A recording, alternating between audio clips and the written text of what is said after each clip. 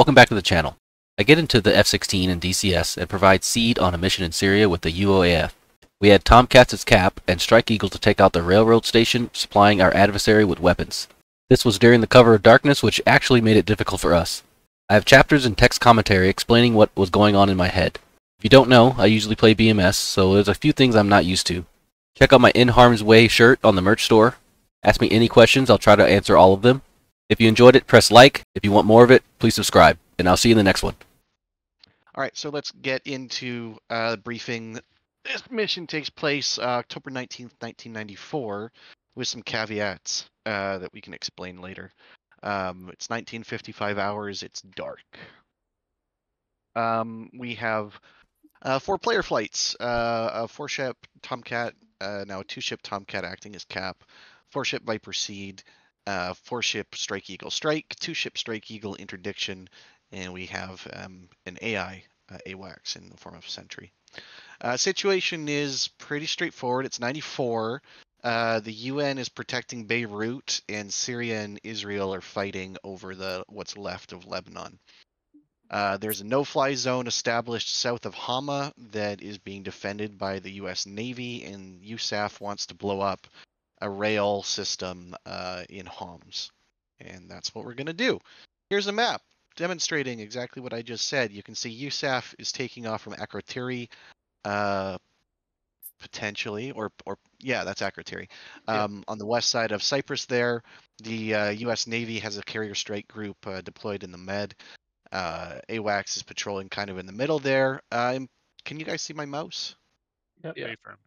Beautiful. Okay, so here's our safe zone. Syrian occupied zone starts just north of there and extends throughout Lebanon and into Syria. And all the real bad shit happens above the no-fly limit. That's where the Syrian Air Force is. That's where their strategic SAMs are located. We aren't worrying about up here. We're working down here at Homs and the railroad target, which is also well defended, but not nearly as badly.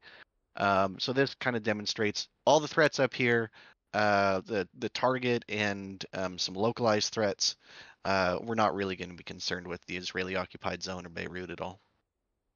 So what's our mission? Eagle 1 is going to blow up the rail yard. Viper is going to protect them from air defenses that are going to pop up near Homs. Eagle 2 is going to deliver cluster munitions onto SAM sites identified by the Vipers. We'll talk about this in detail. I'm skeptical about the Eagle 2's plan. And then Tomcats are going to be establishing cap, making sure bad guys don't enter Homs while we're attacking it. Important note here that we've got cloud cover, and so the attack on the rail yard has to be carried out somehow with some kind of precision. So radar acquisition at medium altitude, and we're going to follow the briefing here, deliver from below the cloud deck, NOE approaching egress to avoid high caliber AAA. Target details, we'll go over this in the flight brief. This will be Eagle 1's main concern, destroying pretty much everything at this compound, but aside from understanding on a package level that there'll be NOE the entire time they're in Syria, and we'll be conducting a loft attack, that's really all you guys need to know from a package perspective. But let's talk about threats. So ground threats are Syrian SHORAD, so AAA, maybe manpads, I don't know, but lots of AAA for sure operating around Homs. And they've also got SA-8s and SA-6s. SA-8's particularly scary in this situation. A typical SA-8 battery is 4 individual Telars, very lethal threat.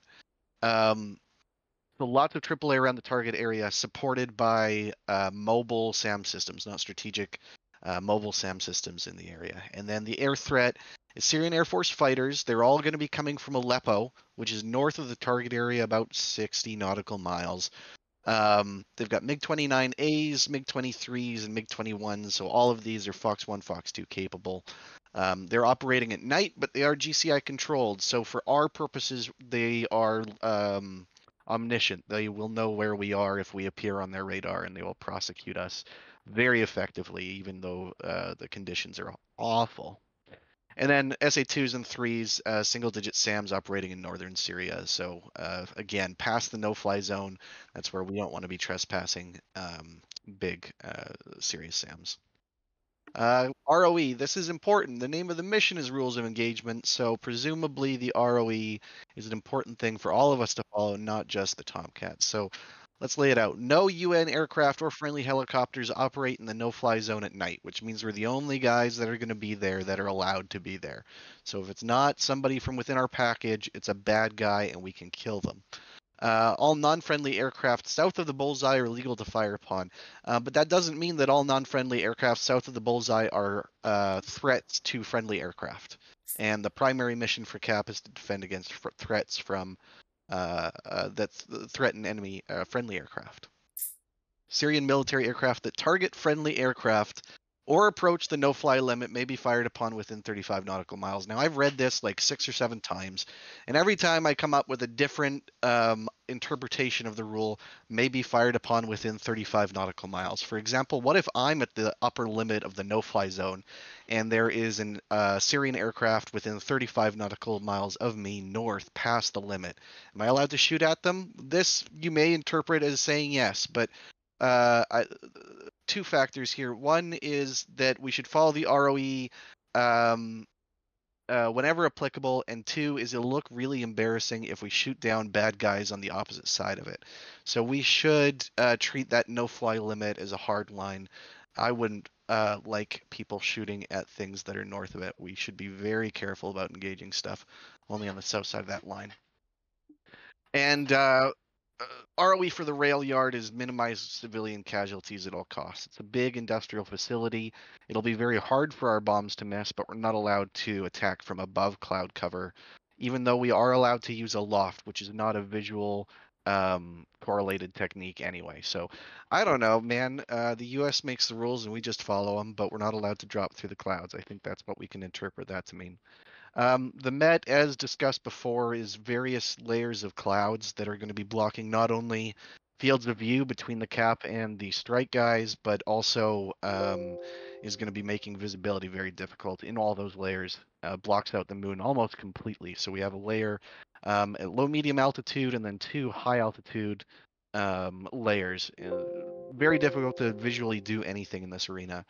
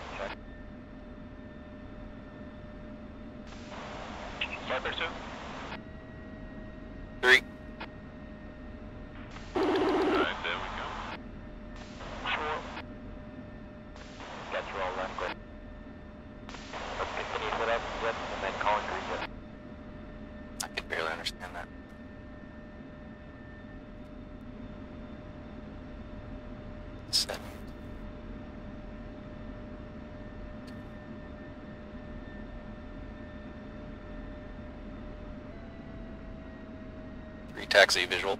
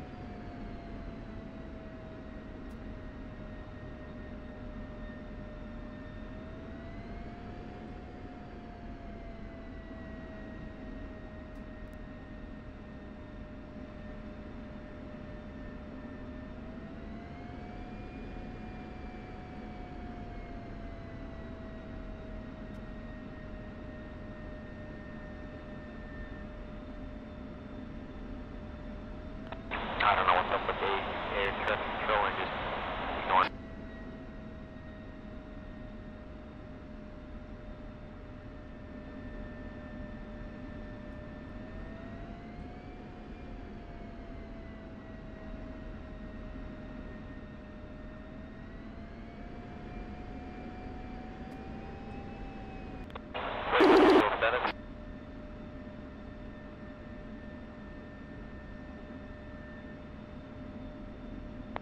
What are you saying? What's your fuel? Okay. Fuel 13.6. 313.6. 4, 13.6. Copy.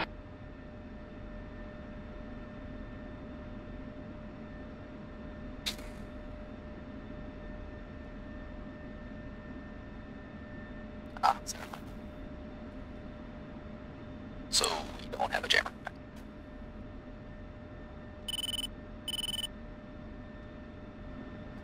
Sweet. That's it.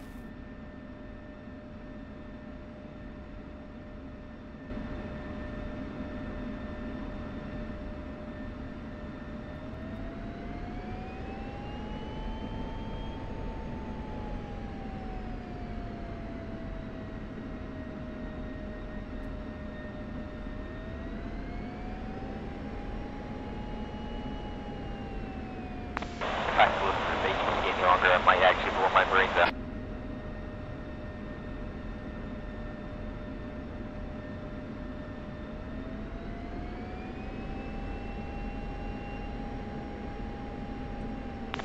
Alright, we're going to do 5-second intervals once we get the green light.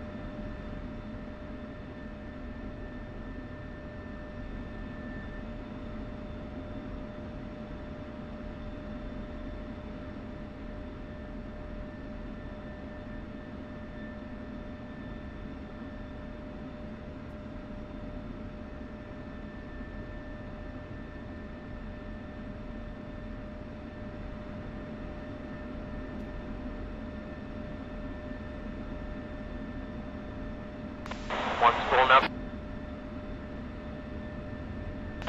One roll.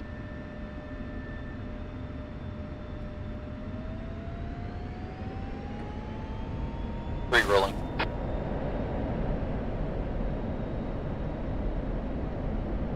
4 rolling.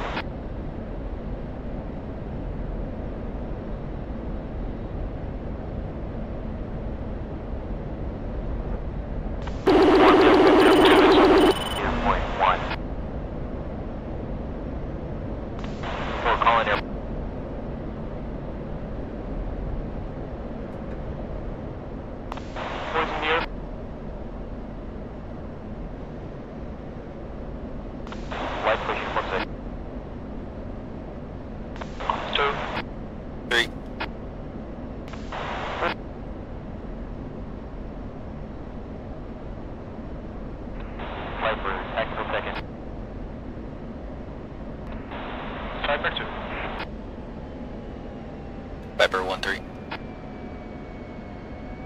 Viper 1. Viper 4, good ship, take me on tactical.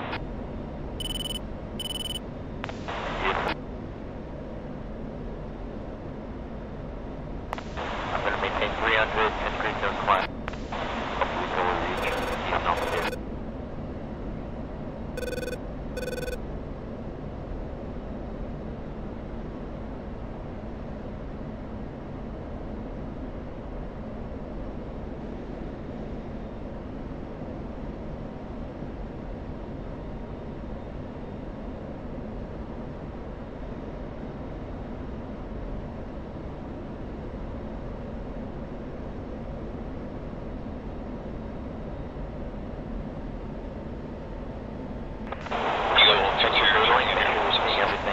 all green ships here.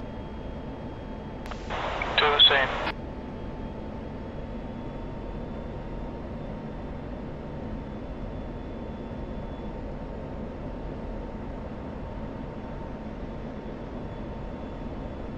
Watch these clouds.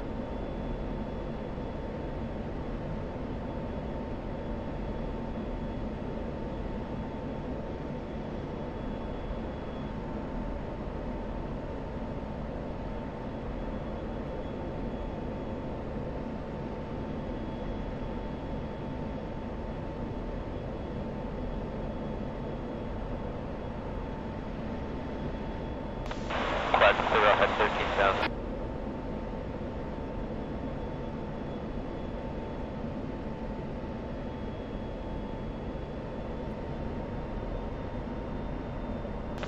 Yeah, other clouds falling behind a bit. Copy.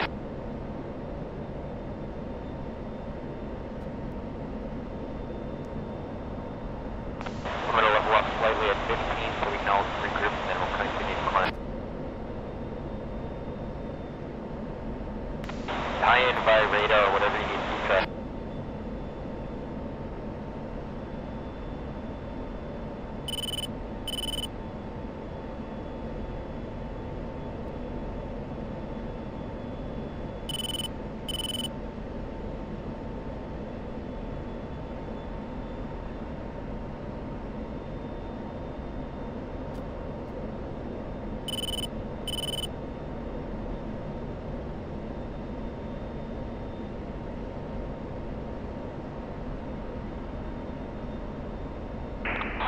Tomcat Live, reporting in on package net en route to rally point.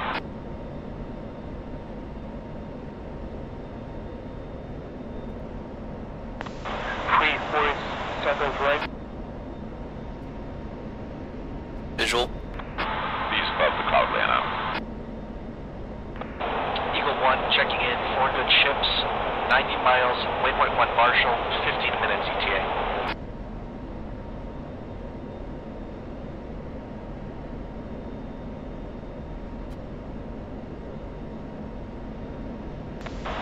That's perfect. Say again? We're good at SA6 spike. You already did it. You're good.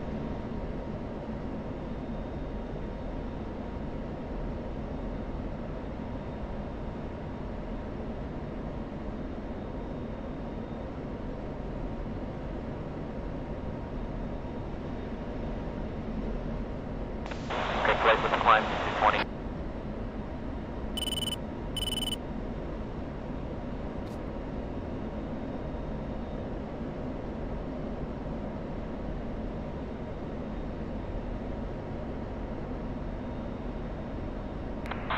Copy that, no visual.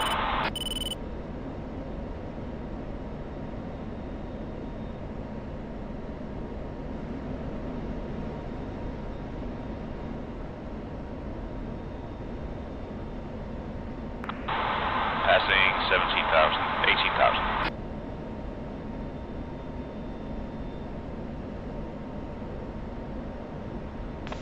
Does anyone else have INS drip? I think that's my Negative. taxi, that's my all around the radios. Wrong net. Yeah, it's an issue. We're resolving.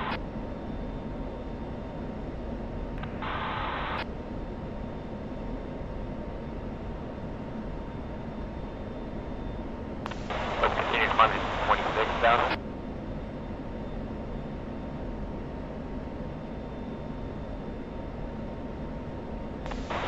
Or keep your eye on the INS here. Tell me what's going on.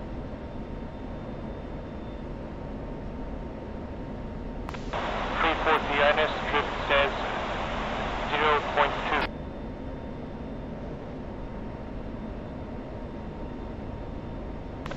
Where are you seeing this? I'm seeing it on the DEB in the bottom right corner. That's your tack and yard 66. Your wingman. Oh man. All good, no worries.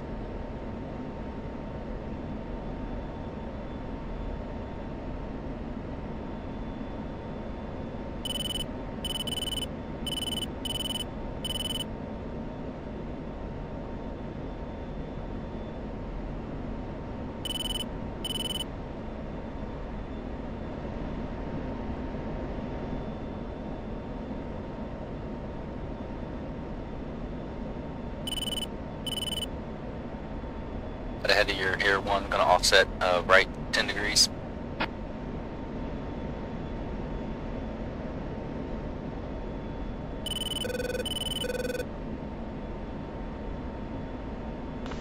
One.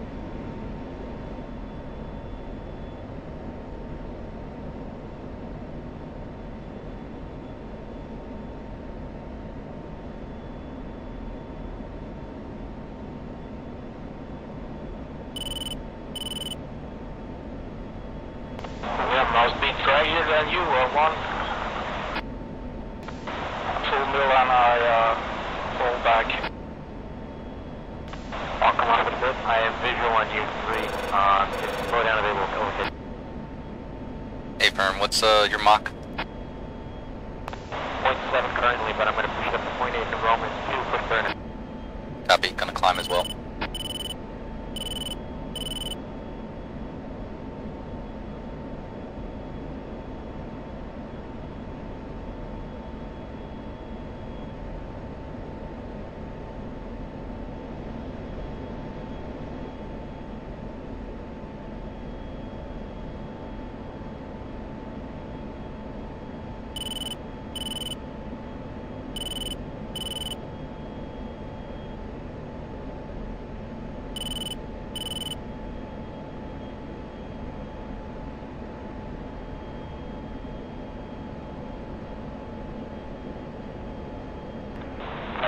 We have 45 miles from marshal point, that is 6 minutes.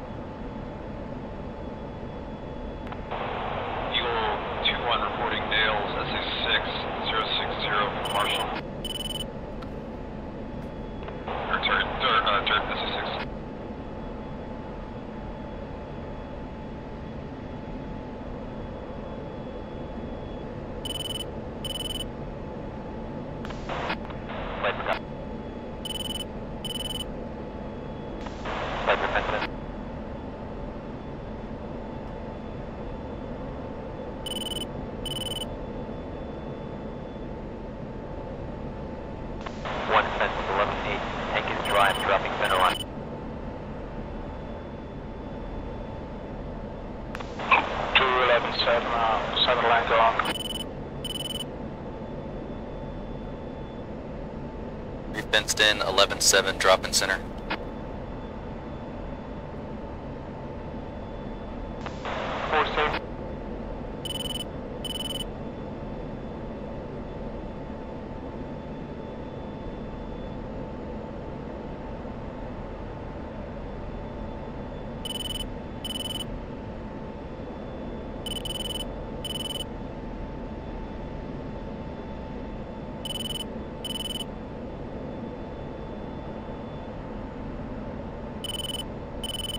We're coming back left, hidden trail of first element.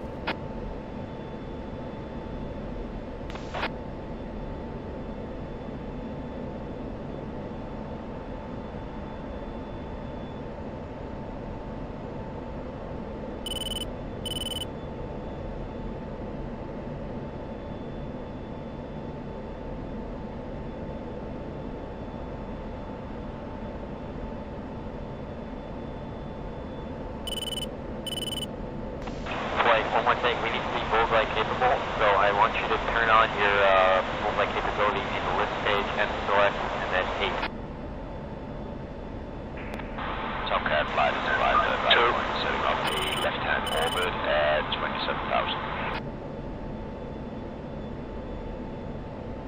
set. Currently have a single Tomcat at full right. Eagle 1 Monitor on 5 minutes from IP. Sorry, 5 minutes from Marshall.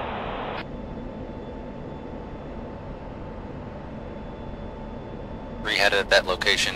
Now it's clean. Eagle 2-1, 1 minute from Marshall. Viper is 2 minutes from Marshall.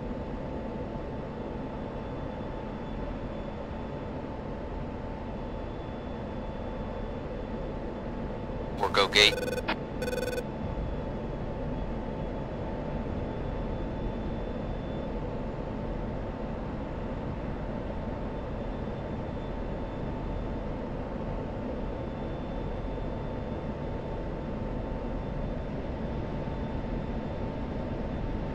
One's going to maintain Mach 0.85.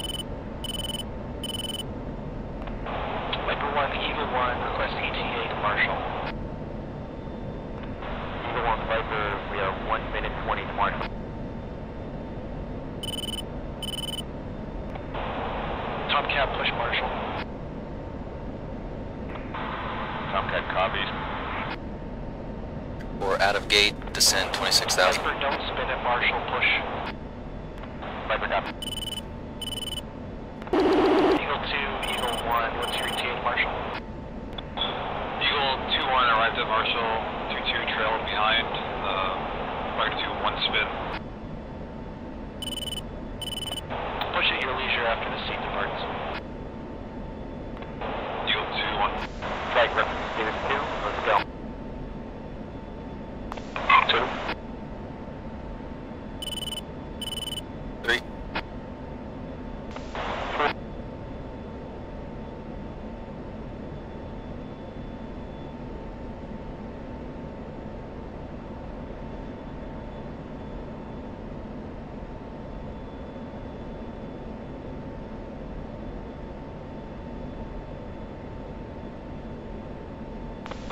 So we know when someone's using TDOA within our group, the other members are not able to use their head.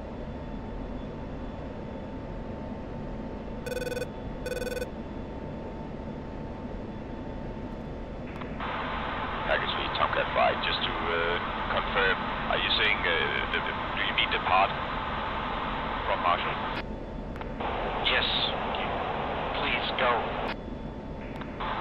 Copy that, Tomcat 5 has departed Marshall and heading for the coastline.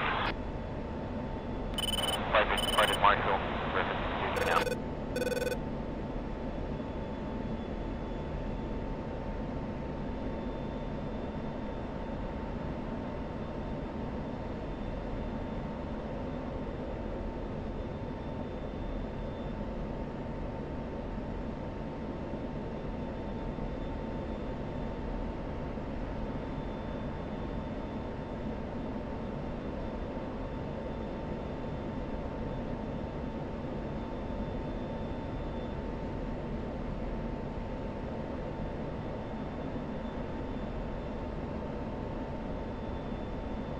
Alright, these clowns are gonna make it a bitch.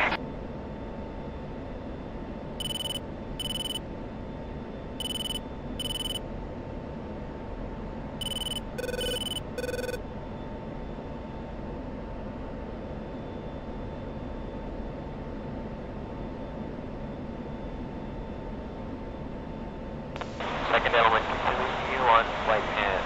First element's gonna go plus 2 to the F-16 at 243 44.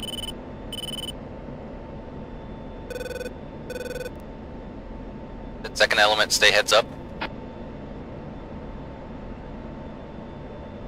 Repeat. Say again 1 for second element. Copy. Second element continue on flight plan. First element is prosecuting F-86. Hold at 243 44. 3.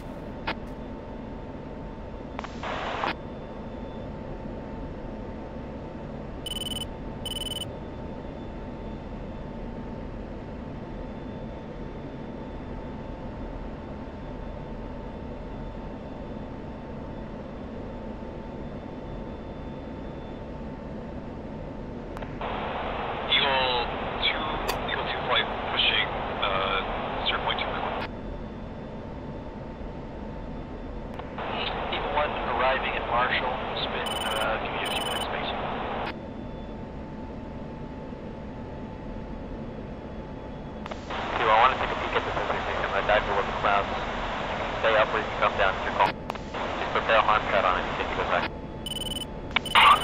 I have difficulty understanding you. Copy. Prepare arm shot for the SA-6. Okay, I got it locked. One is diving below the clouds. I want to get a picture.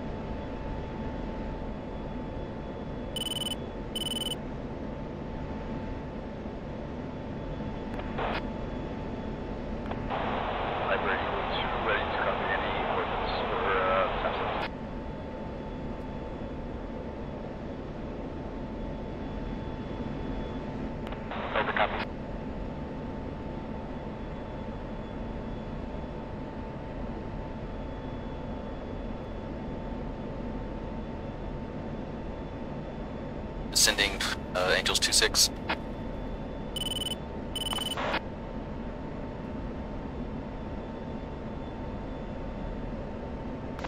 One's climbing back up.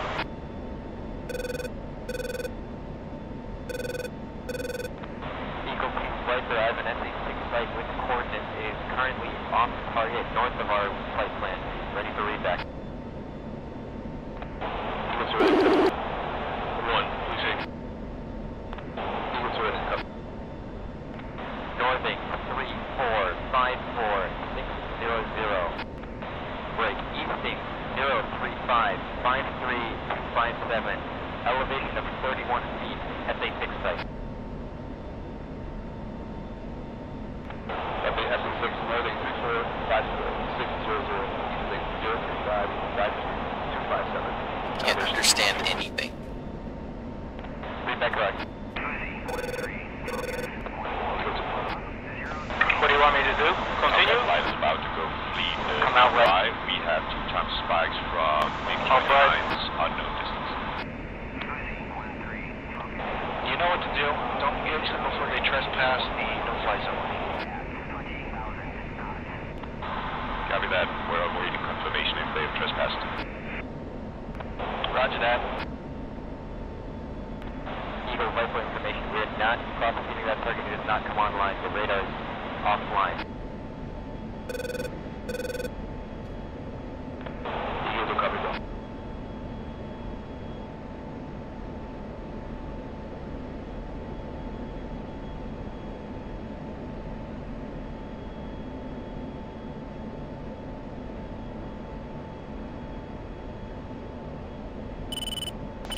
Alright, point. I'm seeing some SA-8s ahead. Lead element will prosecute both X-00 for 33 SA-8.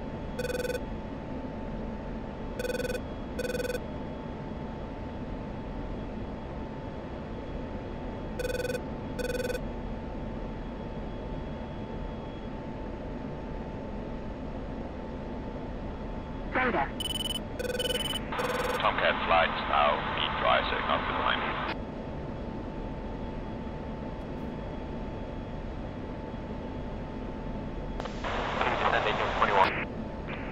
Tomcat flight has tails from both SA-6 and SA-8. Copy. Discerning 21.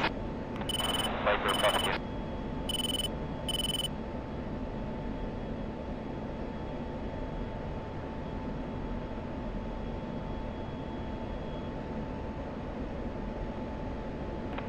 Eagle 1 departing Marshall. 5 minutes ETA NOE. I can't get a lock on that 8. One out. I've co-located SA-6 on that.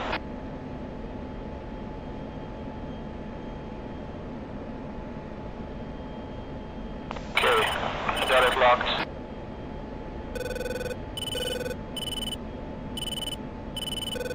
Three and 4 is going to take care of the southern over by steer point 4. Steer point 2. Right, SA-6, that Viper reported. right, offset.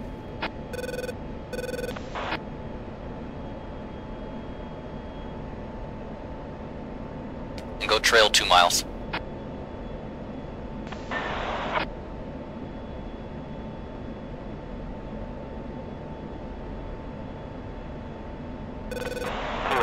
Locked up. Can you lock up the 6?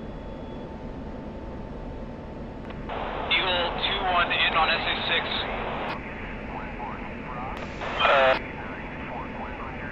Yeah, I have them locked. The one at 4-6.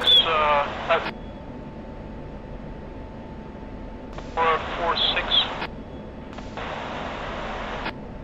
That's 4-0.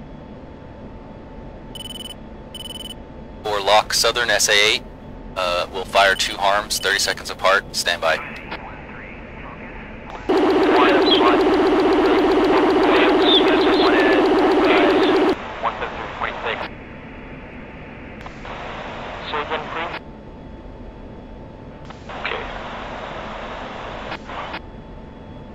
Or we're gonna go after the Southern SA8.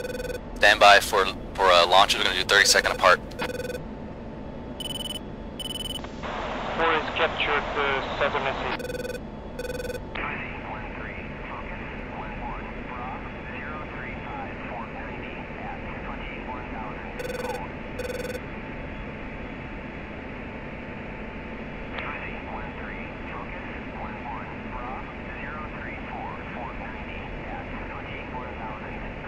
One, you going after the 6s? Affirm.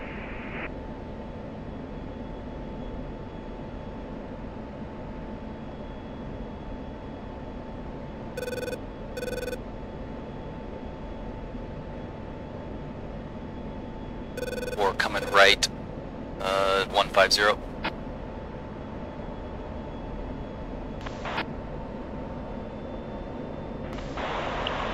I'm at SA6. If it fires, give it a harm.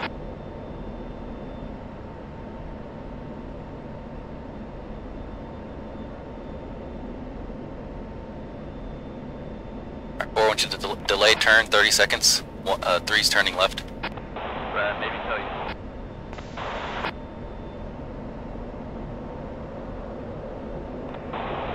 Eagle 1, Eagle 2, we're currently prosecuting SA6, we're just trying to target Magnum SA6 now. You may want to offset south slightly to stay out of its engagement zone. Eagle 1, confirm, where is it relative to the airfield? Defending SA6. Advised, SS is located in town of Tarsus north of Ingress 2.1. Eagle 1 out. Fighter, Magnum SA6, stop the boat. Magnum Southern SA8.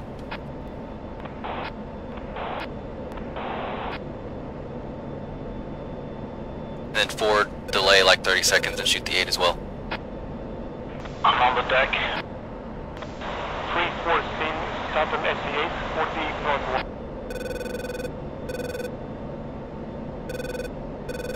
Defeated, climb back up. Good defense. Eagle 1, 10 miles to feet dry.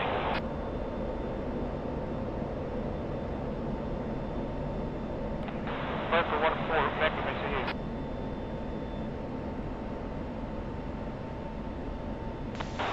One notice, he's coming active for you because I got nothing. 40's left, SA8. Got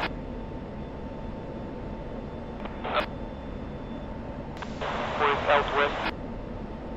Can you snap left and climb? You're gonna cross that other SA6.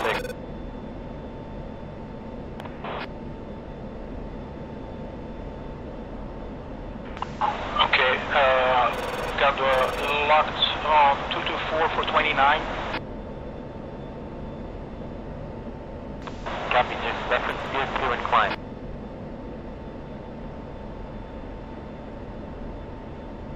We'll reference west, 26,000, going cold.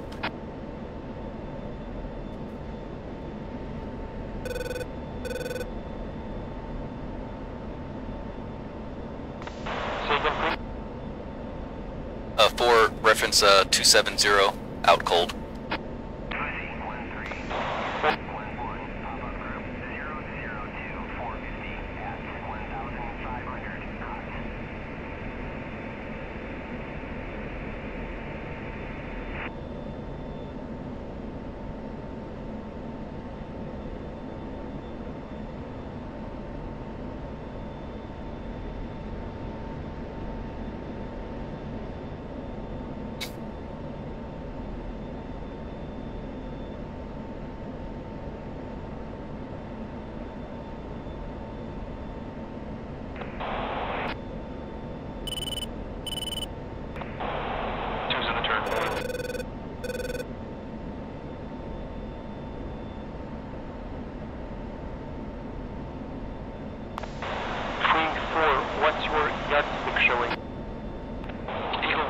Has 5.7.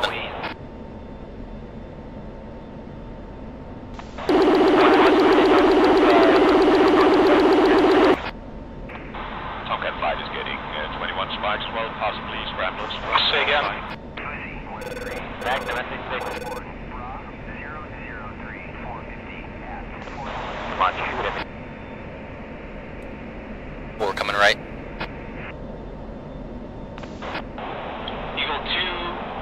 Prosecuted Northern SE6 at Tartarus, unknown VDA. Rejoining strike. I see an explosion. Are we off? 2? 1?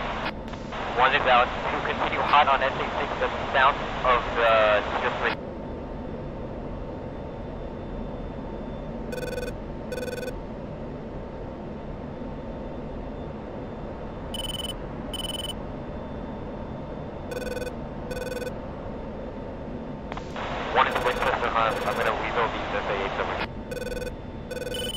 We're heading 070.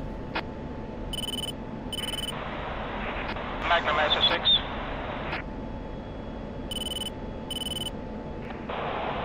What's your speed? Flight weapon status. 2, I'm out. Look at hostiles. 1 speed is 400. Coming from north. 3's as fragged. 1 inbound. 1 harm. 10 minutes IP. We got a 4 ship inbound. 40 miles out. There, I'll help you back. 3 continue mission. 4 got 1 defensive aid. Driver Eagle 2, any other movements? Viper currently defensive. There's an SA-8 on Tier 3. A couple of them actually. 1 and 2 are Winchester harms. We're currently prosecuting an air target.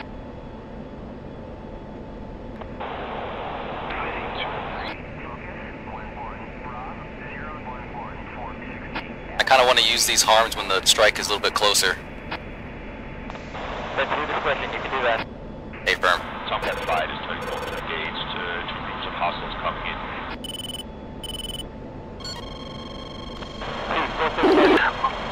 Okay. 4 come right, nails 29 north. Fox 3 bandits, 219. Tomcat, Fox 3 bandit. Bracket left. 26,000 miles.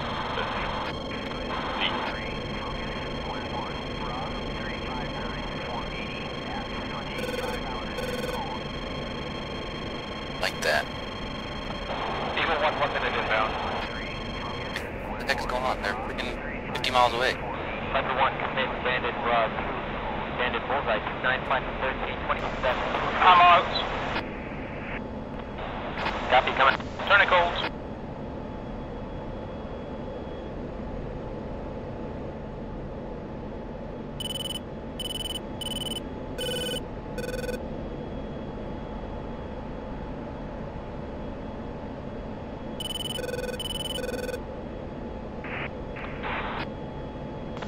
Turn in hot. Okay, turning in.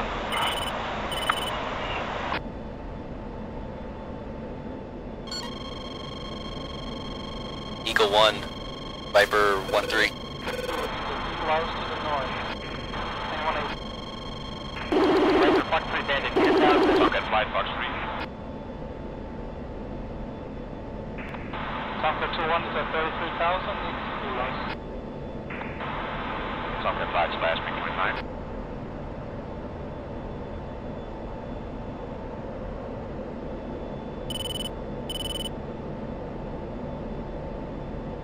Eagle 1, are you striking right now?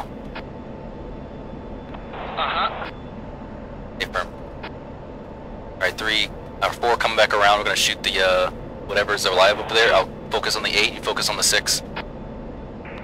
Stop straight, bring for right. Eagle 2, attacking airfield AAA. I'm getting that as friendly. Yeah, now, so do I. Where you got bullseye 22207.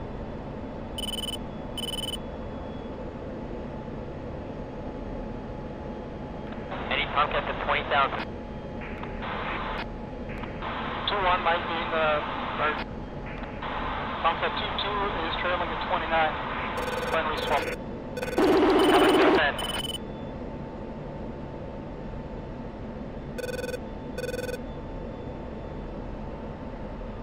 He's targeted 8. I'm supporting you. I'm a couple of miles back, 1. Affirm. Magnum SA8 target area.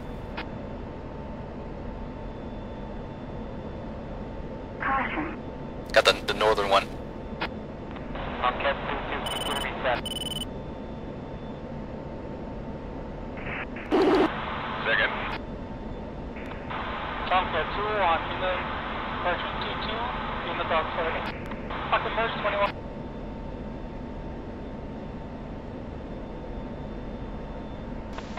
Forehead status any SA-6. Affirm. If possible, shoot another one at the SA8, the northern SA8.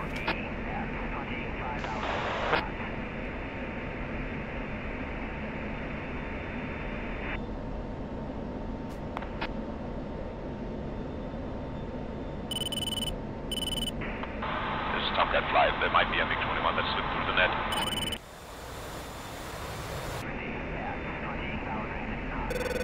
I've got something at 232 for 16, at Angels 20.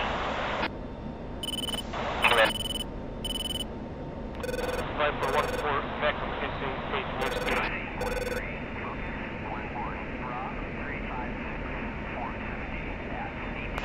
Don't shoot that thing at 19. Okay, yeah, it's a Tomcat I see now. Cruise Winchester 1. Affirm. Go air to air. We're gonna support 1 and 2, heading north. 360. Down back to Those. Element 125 is a Tomcat in the mix. Okay, turning south. Tomcat 2, confirm you still merged?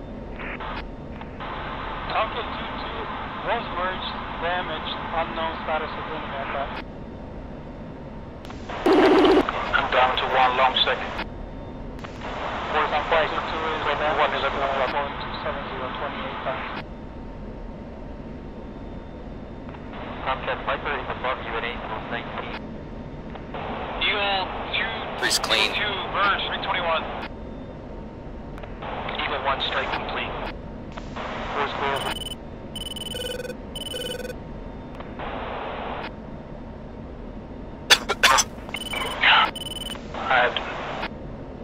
They're behind us over by the target area. 4 continue 300.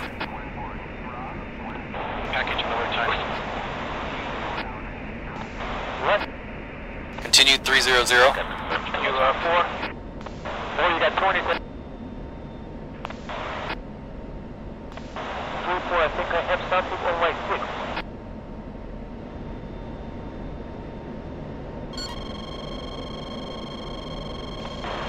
First, first one. 1 hour. 1 copy. Tomcat engaging MiG 21, mixed in with the package. Status. 3's Nails 21 trying to delouse 4. Copy. I've got a lock on the one at 27. Do not fire into that. Tomcat 5 no. 3, MiG-21. 40 split. 7,000. Altitude. Altitude. Hyperpoint burn currently over. Counter.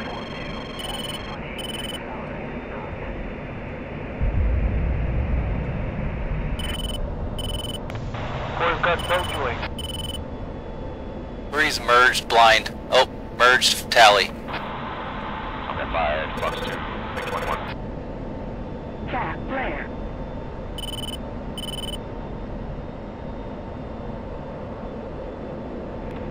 Fox 3. Clean shot. I'm out. To the right. 40 sorted. 21.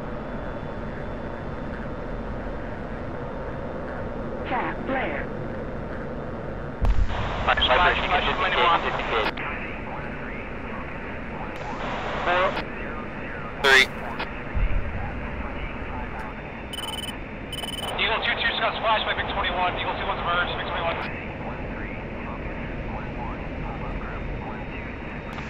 Eagle, what's your bullseye?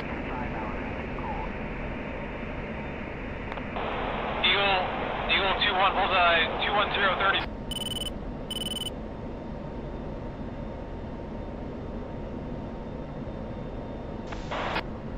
Favorable report is there. Alright, disengage, break out back to where we came from then.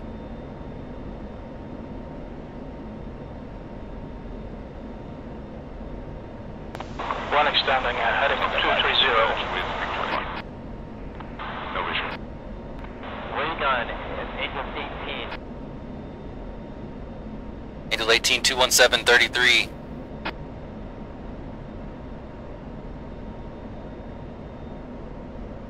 Counter. Copy that, you. First, 21. One way. Nails 21. Cap flare. Cap flare. Cap flare. I have it on this trail by like 8 miles. I think I'm tally of him. Ray gun, Angel 18, again. Counter. There's 2 of us at 18. Enemy and friendly.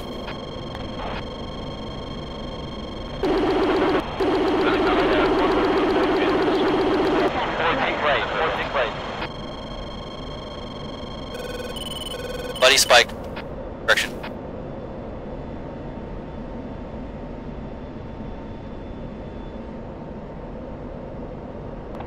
Eagle 2-1 Ingress.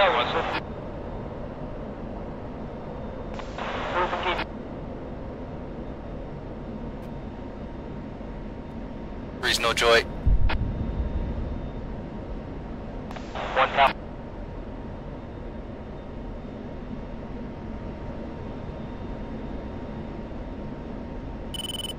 Counter. Buddy spike 14,000. Bullseye 219, 38. 40 offensive, 21. Is he the one that's flaring? Good splash with MiG-21. 5 for 1 for splash. Good splash. Alright, everyone reference Tier 4 and get the fuck out of here.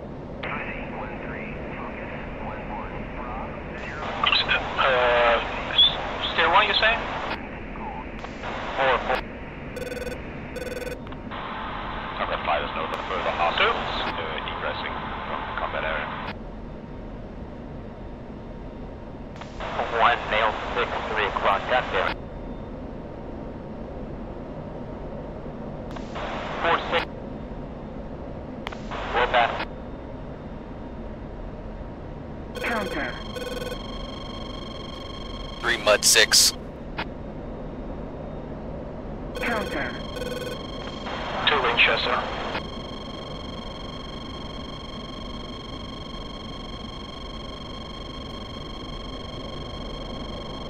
Cap flare. Counter. Alright, side, link up with the wingman, do BDA check.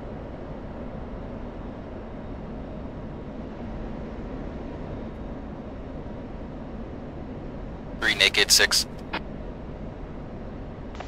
4-6. Right breeze, lower time.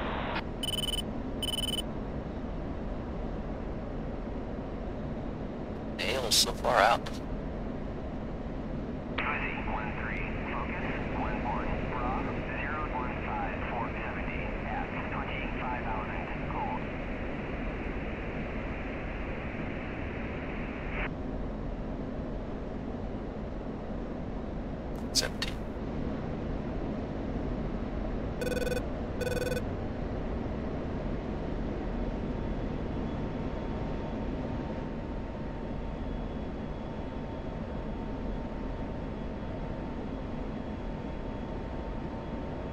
Rejoin, 3 is 16,000 climbing, heading 260. Eagle 2-1 P1.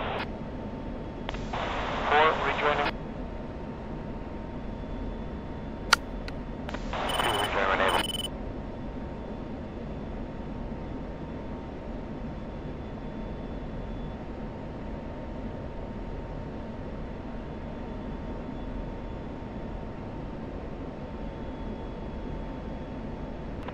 Eagle 2-1 monitoring SR6 at Tartarus, Ingress.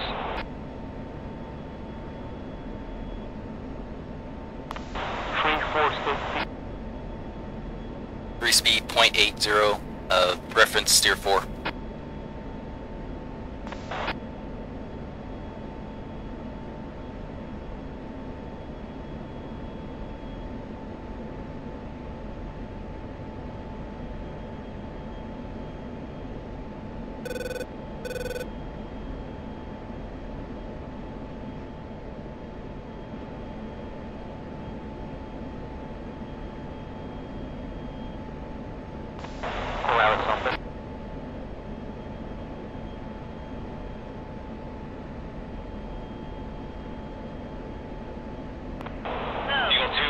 Prosecuting SE6 Tartarus still active.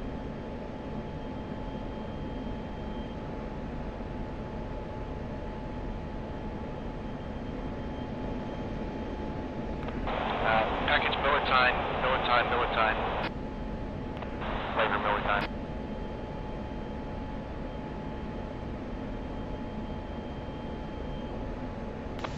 Tour is fuel 510. Copy 3-4, how you doing? 379. 4 is 5. Okay, we'll make it back. Unless someone really wants to do some nice tank.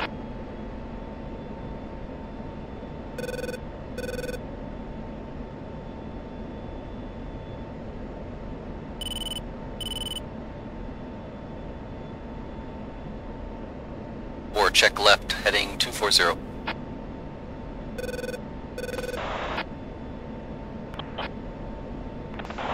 Buddy's on close.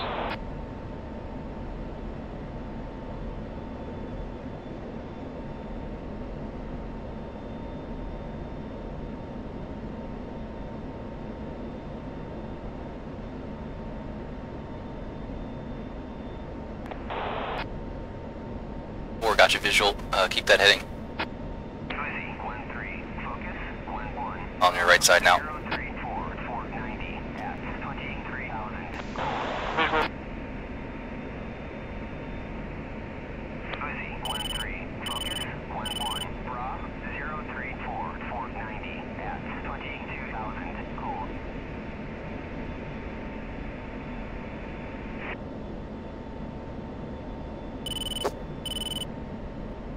Focus 1-1, Colt 1-1, Alpha check to home plate. Colt 1-1, focus 1-1, home plate at full 224. Oh, we made it out in one piece, but I think we lost some strikers.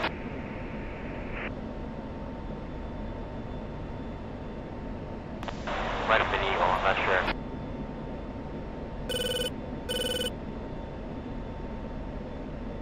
Anyone sneaked in, think they were just not on data link.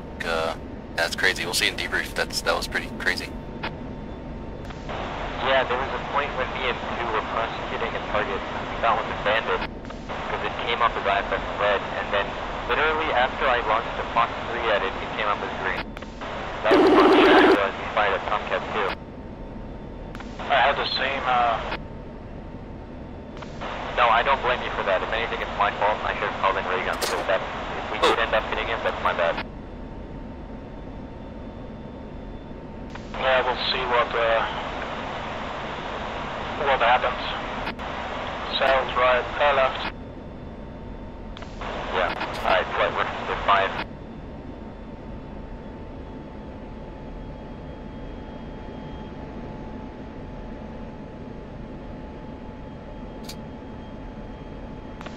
I'm curious to see what, from your point of view, did any of those FA8s actually light up for you? A few times, yeah, they did. Northern and southern. Copy. Did you get any positive idea on hitting something? Negative. Okay. Through my TGP, I saw something burning. I don't know what it was. I hit an SA6. That's the only thing I got. We're coming right, steer point 5.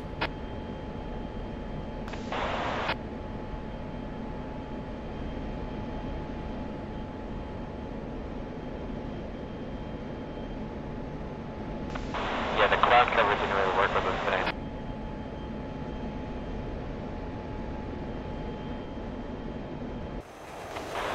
Also, the other thing I realized is this script, instead of using the IHAT script that I'm thinking of, it shuts down radars whenever red air comes into the picture, because red air doesn't have any IFF capabilities. They don't want to fire their own stands on their own planes.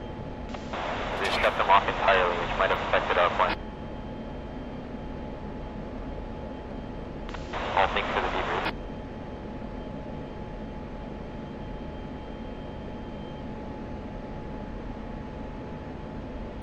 One currently 0.88 reference to 5.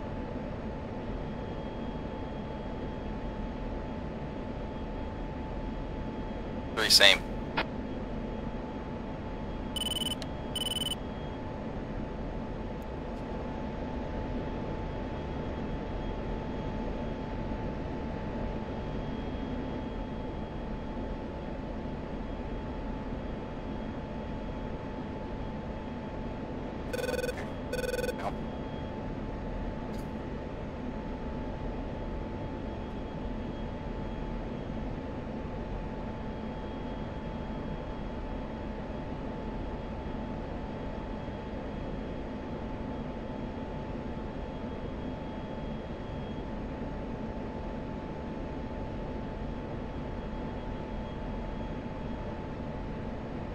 The wrong one?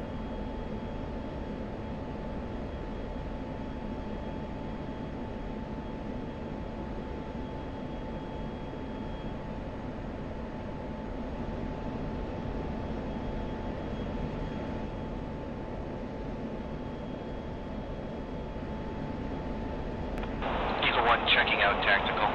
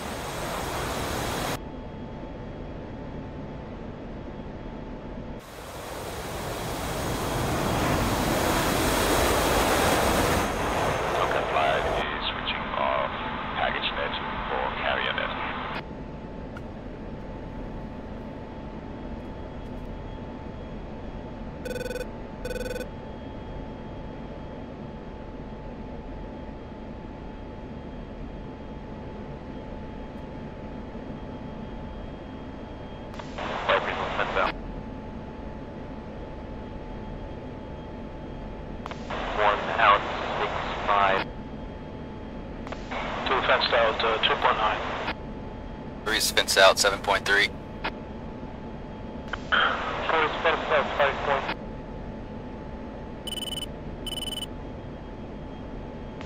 1 copy well. Jesus.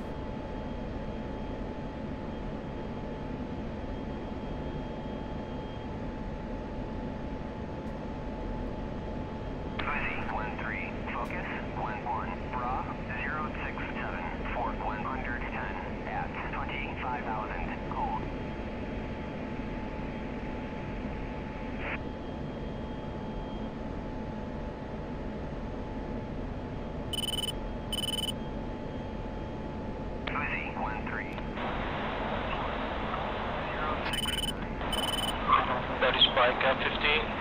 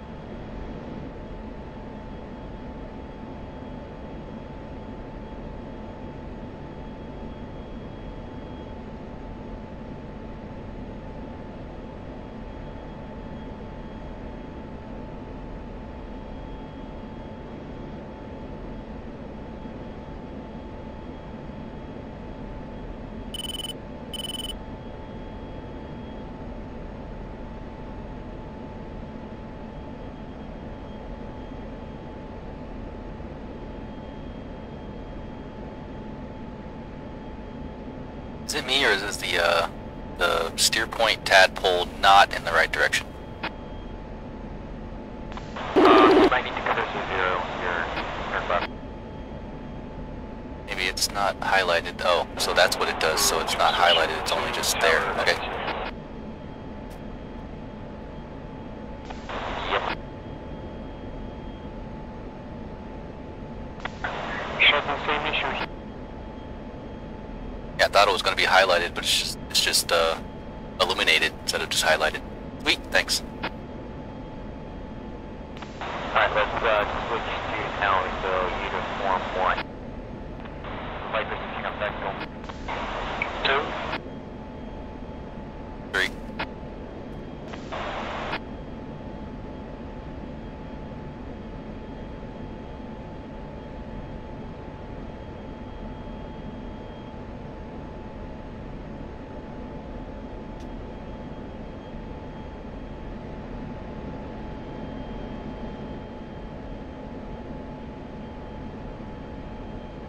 forego a 1 mile trail when I start to descend here.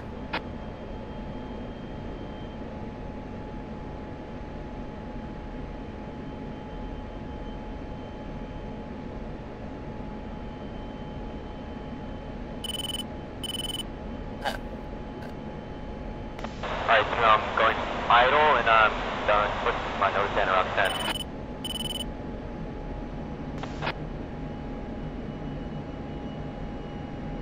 Make sure you leave some space for your wingman to follow. If you go idle, it's hard for the wingman to go slower than you. Copy, yeah, I'll put it at 5. And you want 1 mile trail, huh? Stay firm, you can come in 1 mile or we can go and wait for whatever you need. Let's do 1 mile tonight and I'd rather not risk it. Altitude. Altitude.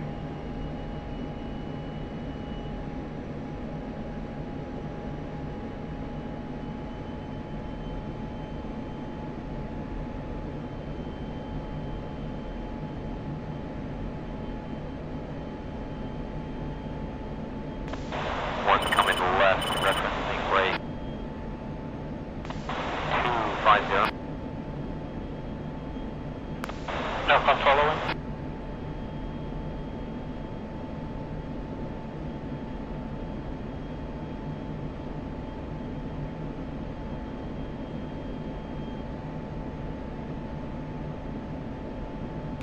Gonna break through the clouds, blow around 7,000 feet.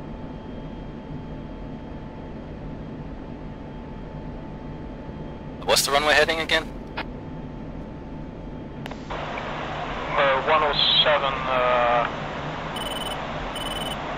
actual. Yeah, 10, we're only 10. Got it.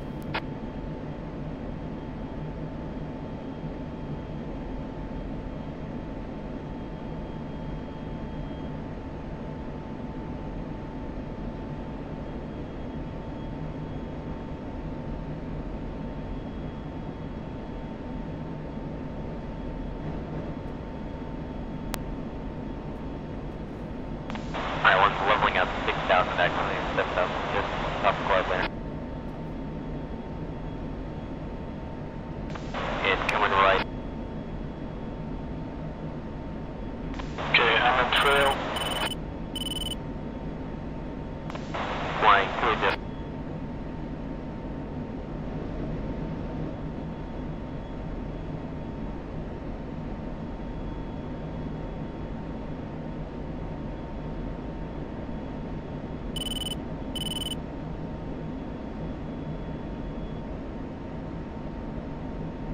Or reference 250. I'm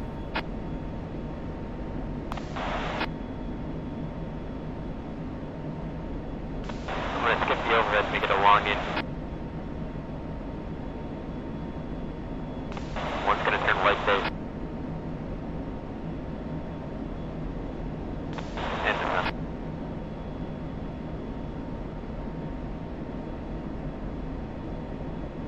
Okay. 2 turning in right as well.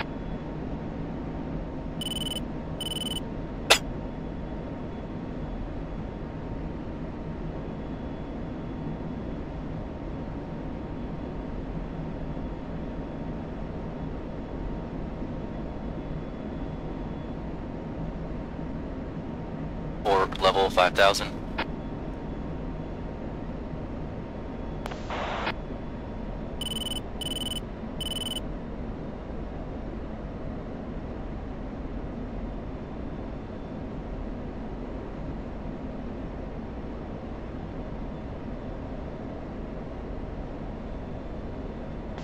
that was not kidding when I said long final. 10 mile final.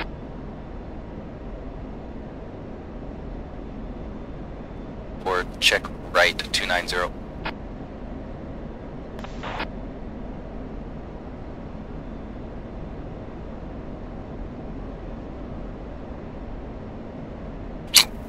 Whoa.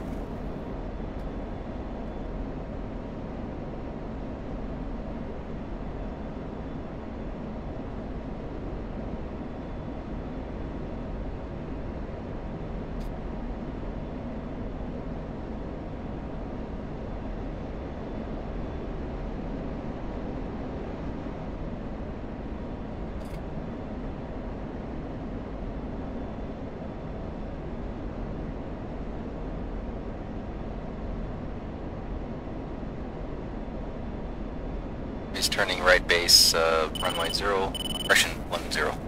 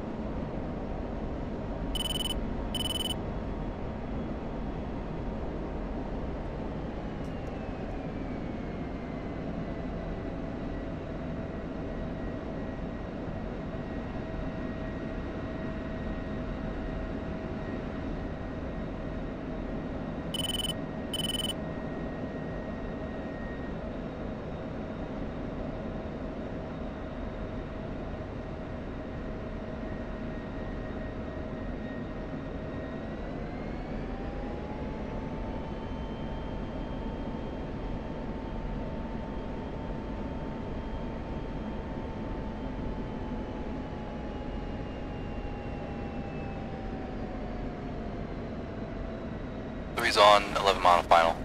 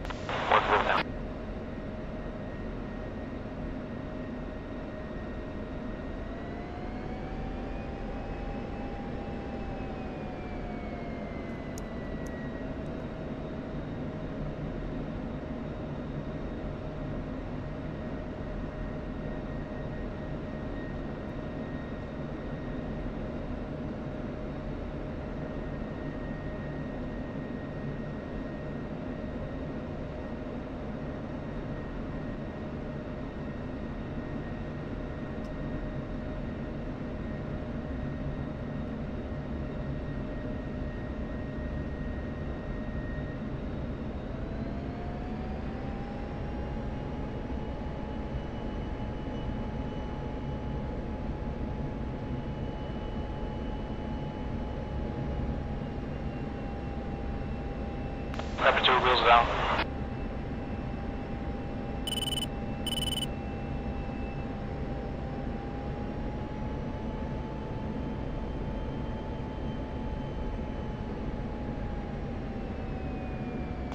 Good flight, guys.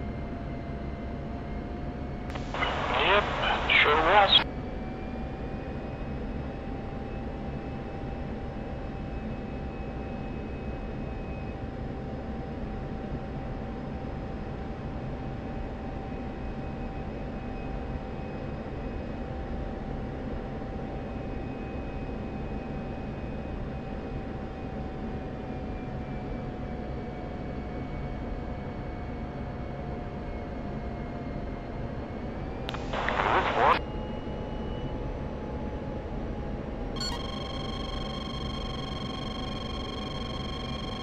Nails on short final. You're fine.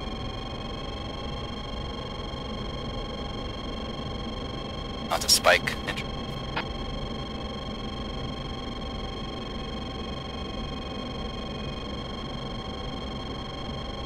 That's just our caps not doing its job. The thought cap, not our flight cap.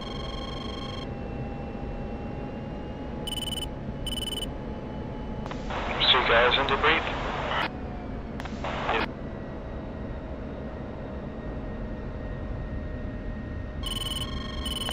Beautiful.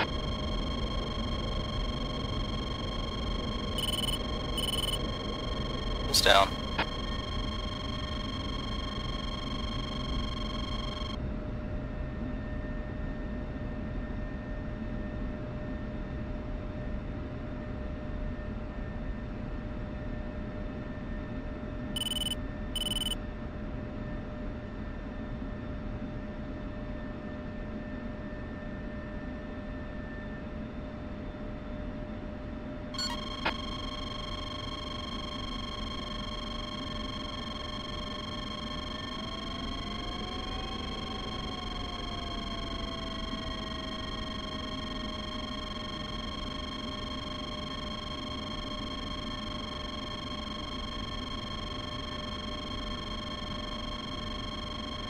There it is.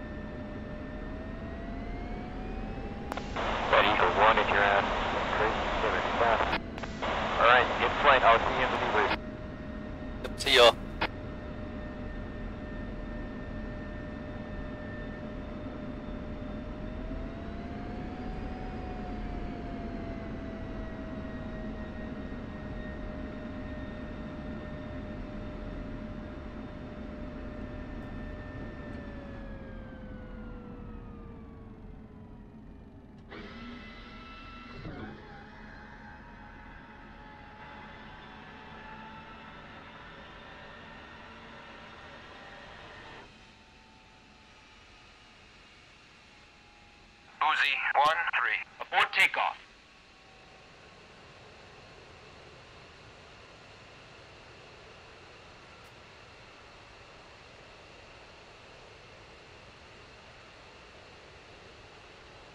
Oh, Looks like it. excellent. We can start the debriefing then. So, what we'll do is we'll do like a quick package level debrief, and then we'll do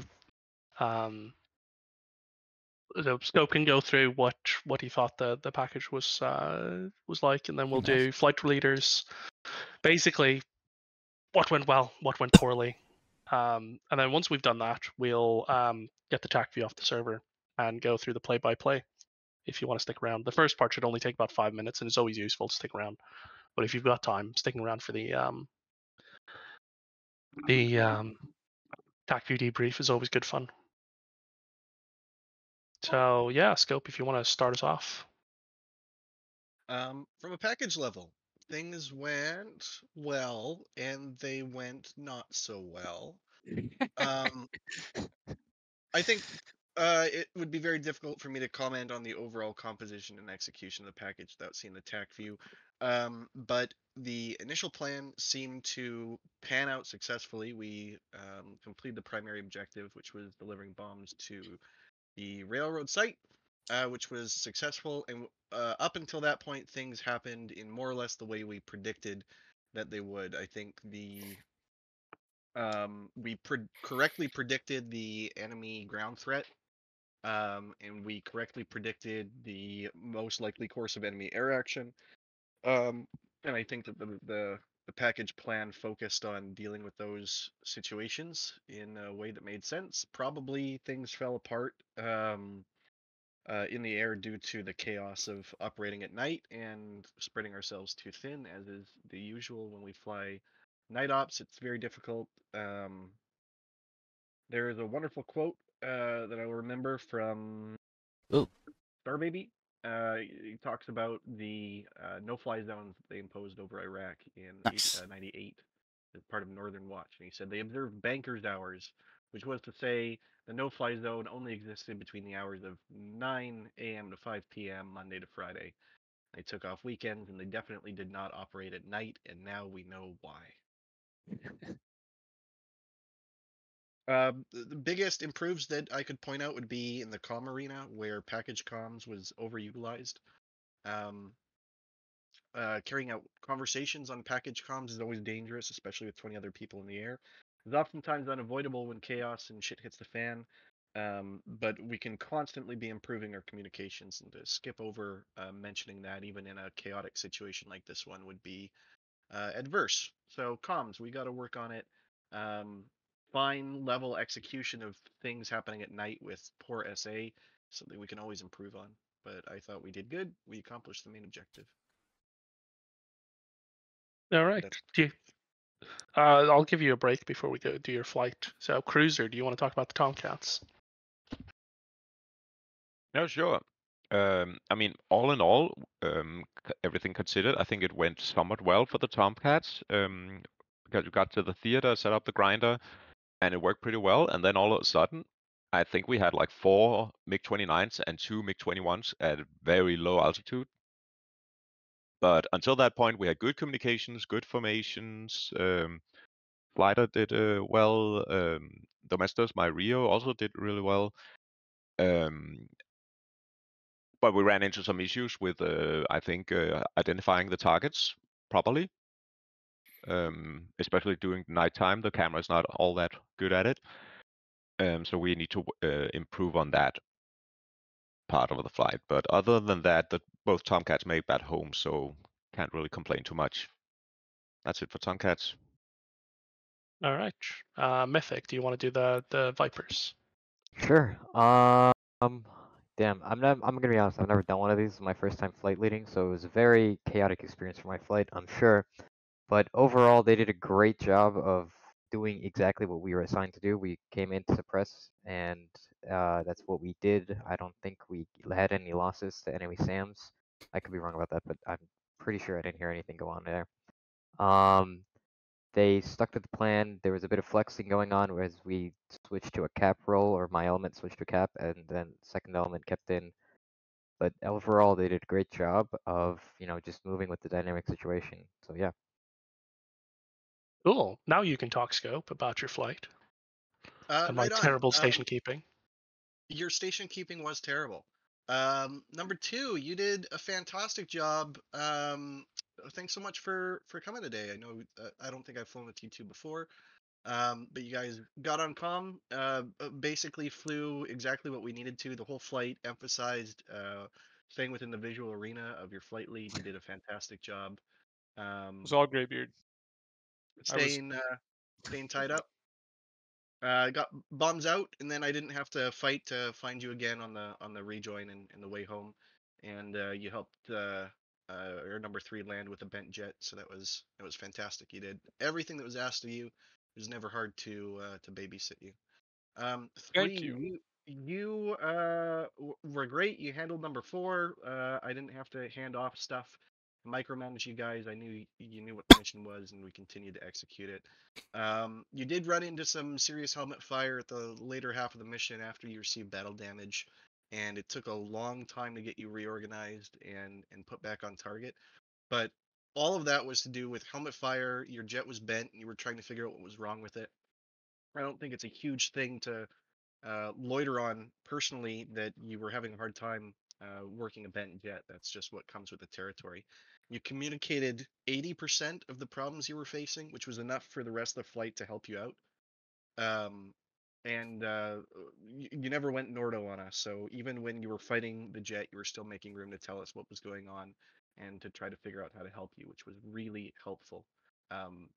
Troubleshooting in the air is never easy. You made it possible for all 3 of us to troubleshoot you down to a safe landing. I quite enjoyed the checking my gear. Always got to check the gear. That's Strike Eagles, or that's Eagle 1 anyway. Right, we've got the second Strike Eagle. Hang on, let me find my document. G. Kenny, do you want to do it since you were in the flight lead? Yeah. We had a very difficult mission because we were doing Strike Eagle ops at night on unknown targets beforehand and trying to react to what was going on. With that being said, definitely my comms were not great, and so I appreciate you sticking with me in trail and prosecuting these targets with me as we found them. It was kind of difficult staying ahead of the package in terms of prosecuting these targets. I hope like my call out for like the SA6 and like shifting south helped. I don't know. But regardless, we prosecuted targets, and then we got merged the 21. And then some snafu happened. I think 2 turned in, and then we tried to turn cold as we heard the other flights like the Tomcats and stuff coming into D-Louse. And then I saw you get splashed right in front of us, and I tried to get the MiG-21, but we lost him in the soup.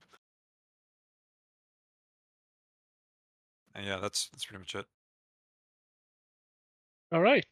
I guess that's it from like a mission maker point of view. So my view of trying to like fit all of the cap and stuff into cap and strike and everything into one package is that everyone has different preferences of what they want to do.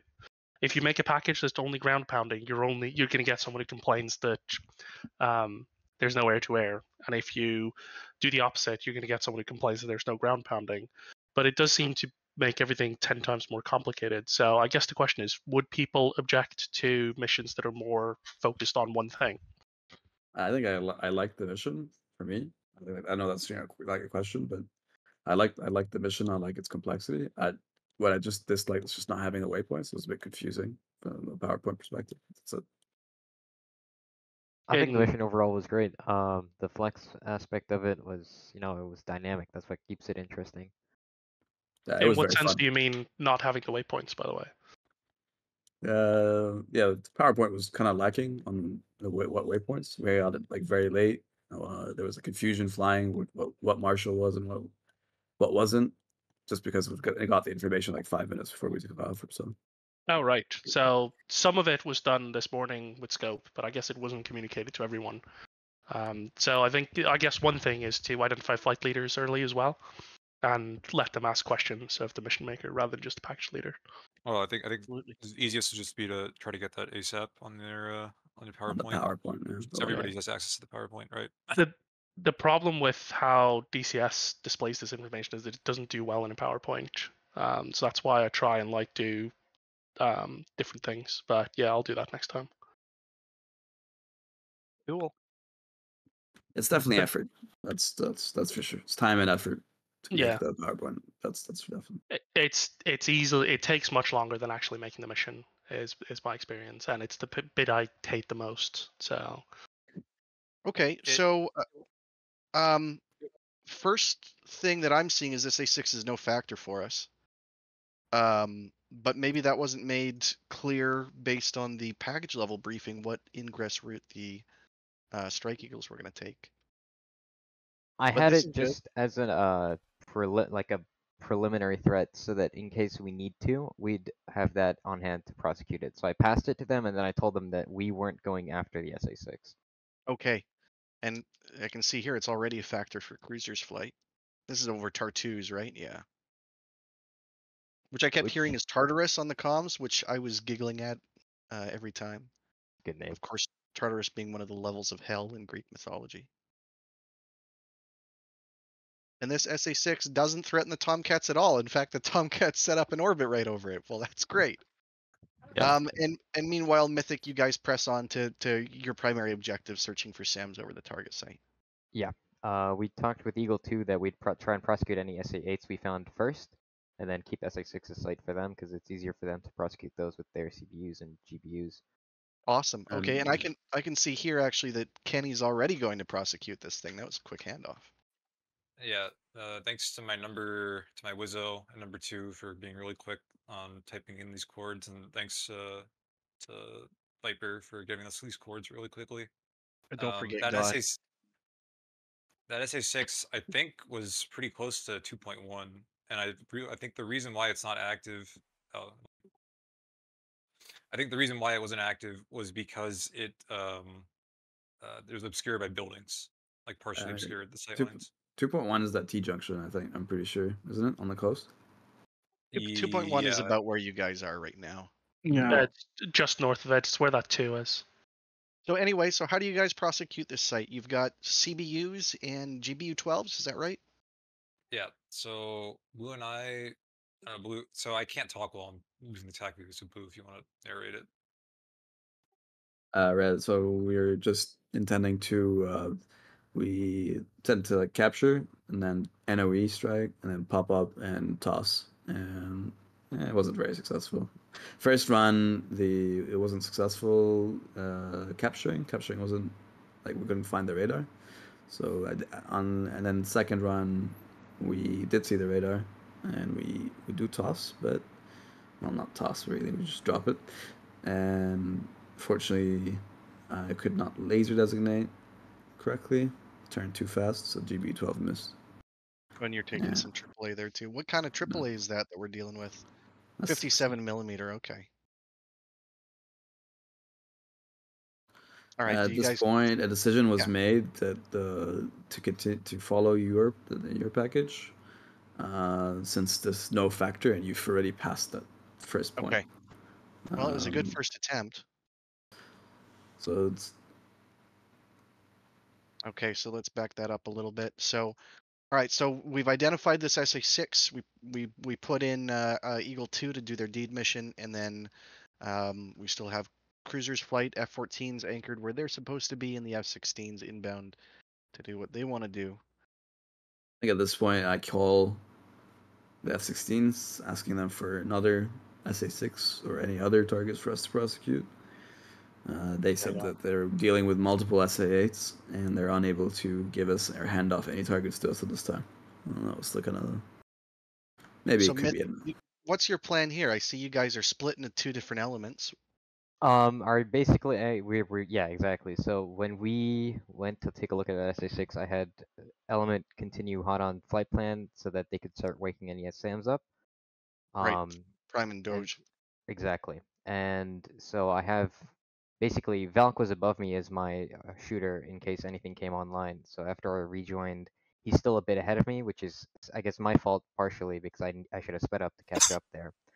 So there we're basically sorting through different SA-6s and SA-8s as they're coming online. So I send him to the northern target, and I'm looking at this cluster of southern SA-8s and SA-6s, waiting for one of them to like come look at me, come fire at me, one of the above basically. So our idea was basically we trespass the WES, try and get them to fire, and then give them a harm so we have the highest PK. And it looks like that's exactly what happens here Yeah. with this northern SA-6. Yeah, and 2 does exactly what he's briefed to do. He comes, he gets spiked, he gets shot at, and he gives him a nice little harm. He even calls Magnum, but I think I missed it over the radio, so I just hear 2 called defensives. So I give him another one over his shoulder, which was ultimately a wasted shot because he nails that thing. Very well. I don't know what that AGM-88 is deciding on, but it makes up its mind, and okay, it's going to the SA-6. It was shot in the wrong mode initially. I don't know. No. I think with the script, it switched from one SA6 to another. I see, and then okay. Because I wasn't actually targeting that one. I was targeting the one to my right, and I wanted to stay a bit out of the west because I was closing too fast. And I got shot on, but I thought initially it was from the guy to the right, but it was the guy to the front of me. So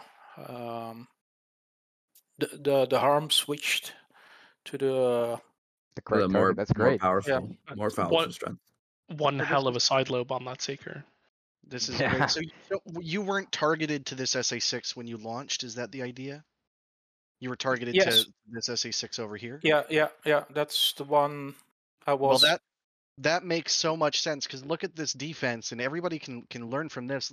So he's right on the edge of the WES of the SA-6 he think is firing at. Now, if you knew that it was this SA-6 and you knew how far away you were, you could defend this just by turning around. But because he thinks it's this close SA-6, he does this slice, and this is ultimately. It's not as important for the target that actually fires on you, but this is great defense against what you thought was shooting at you. Well, when I did my slice, I saw that on the RWR that it was the other one firing at me. So yeah, it was only after a couple of seconds that I realized that it was not my intended target, but another one. Well, that was a great defense. So nice and low, little bit of flares, and that defeats the missiles. So these missiles actually drive into the ground as they're trying to track him down. Great job. And then you get a harm off, and Mythic comes in and really good mutual support here. Fires off another missile in support. And ultimately, that's a radar kill, is it? Looks like your harm does the business there, Vol. Great job. Mm-hmm. And that's, in case there are people here that don't know this, the SA-6, 1 STR, multiple tells. So by shooting this one guy in the face, the whole site is ineffective.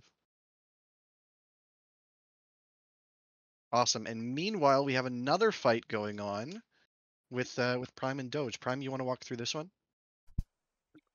Yeah, I can walk through this one.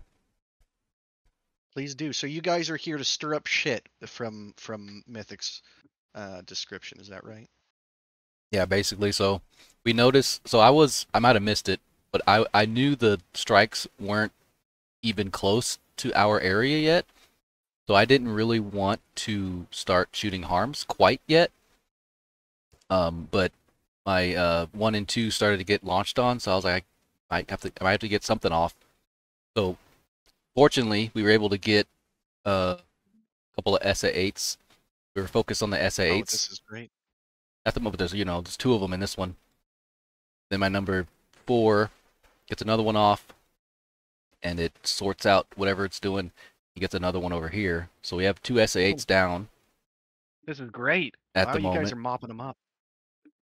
But I wasn't, and then I heard the strike saying feet dry. I was like, well, they're way off. So I was like, okay, so I guess we'll just orbit until they get here. So I was orbiting, and then 1 and 2 were still doing stuff over there. And I might have completely missed it, but I didn't hear the strikes going in or going NOE or like 2 minutes out or something. I might have completely missed it, but that's one of the reasons why I wasn't shooting at this point. So I was looking at. I think it. Go ahead. Yeah, I'm pretty sure it was called. At this point, scope goes 1 minute IP. Okay, 1 minute IP. All right. Yeah. But I mean, and this is a very good point. Something we should have talked about. NOE really fucks with radio.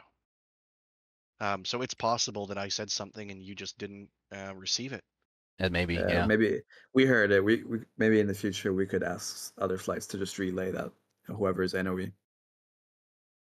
Because I think I just saw one, but I didn't see any Link 16 at the moment, so it was just blank. All I had was our flight and us two, and maybe these guys.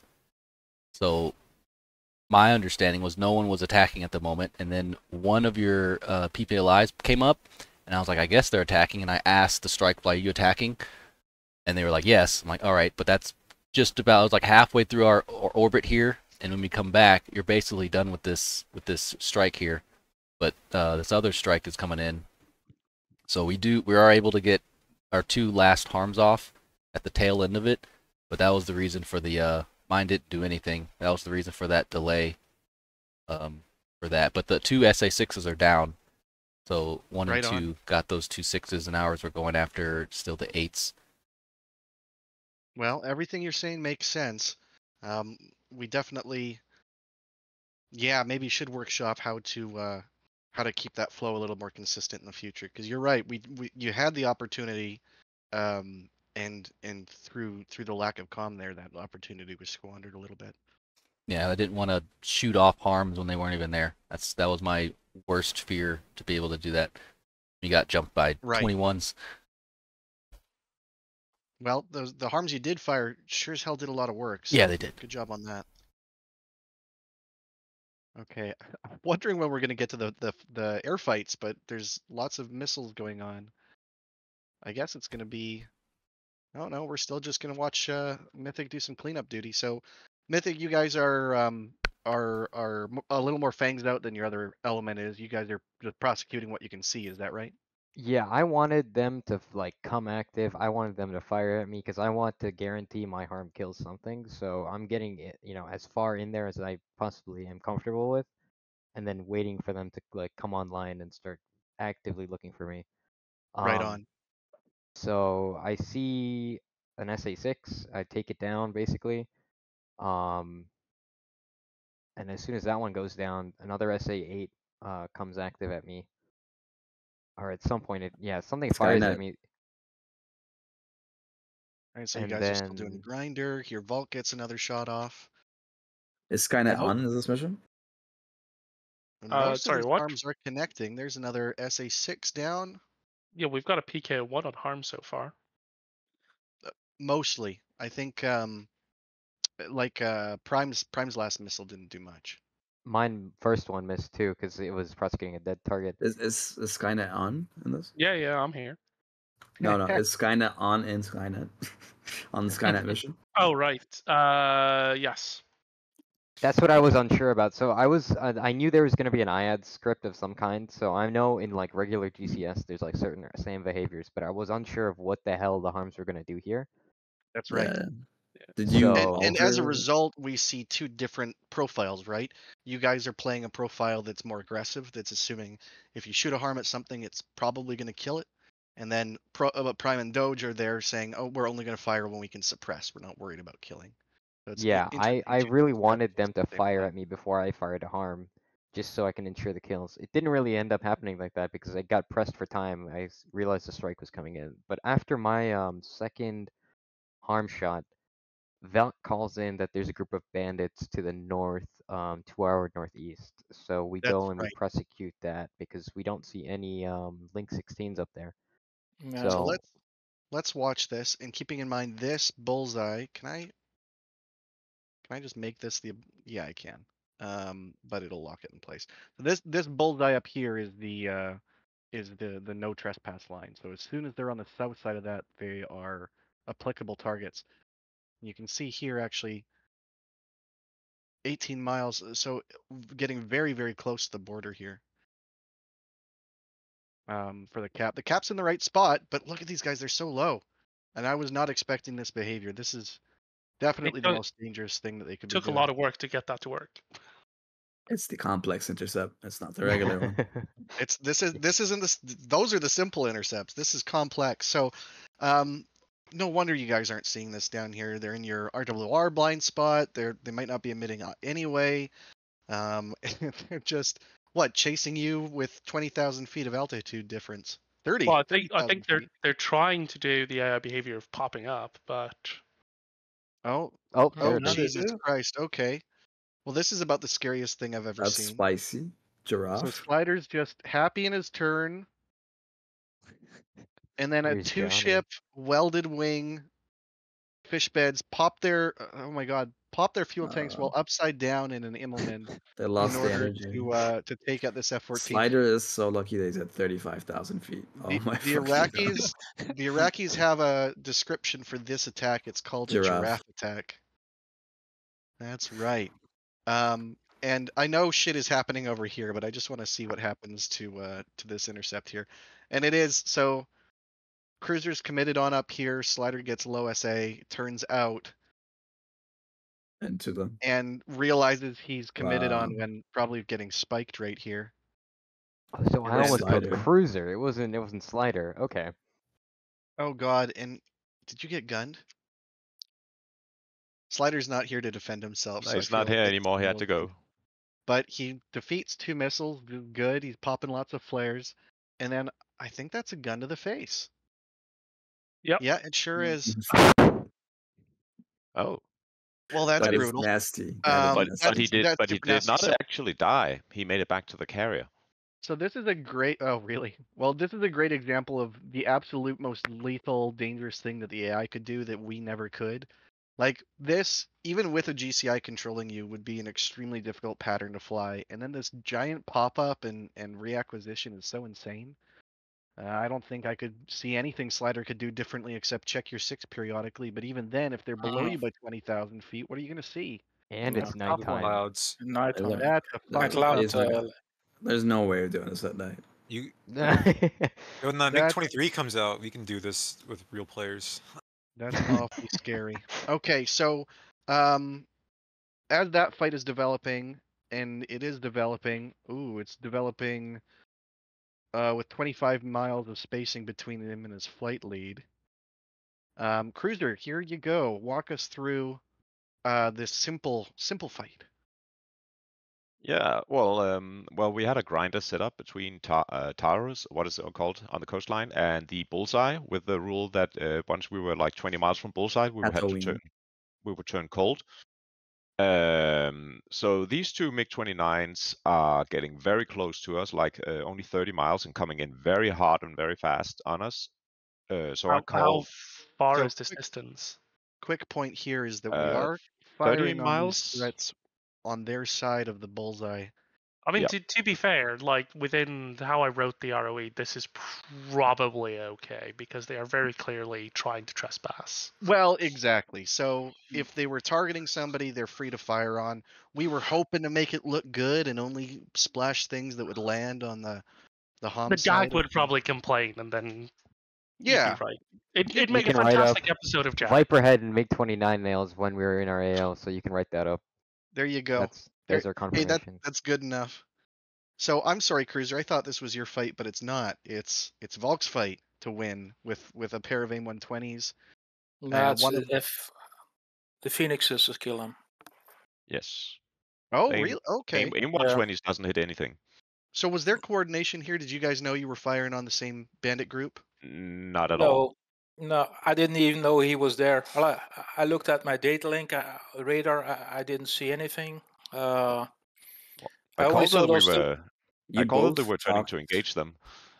You both talked on top of each other at the same time on the net. I remember that. Oh, that's brutal. Okay, so in a perfect world, we're calling commit on these guys and then targeting so that we get some deconfliction. But in this case, Cruiser probably could have used those AIM-120s to help. Yeah, well, I solved the problem. I killed them both. Plus, the MiG-29 is more expensive than the missiles we fired at them. And this is a pretty great shot here, Cruiser. So I was a little worried you were going to get super low, but you're coming up 19,000. Yep. Fire. And I see the guy dodge the first Phoenix, and then I just fire one that goes pitbull pretty much for quickly, and then just boom.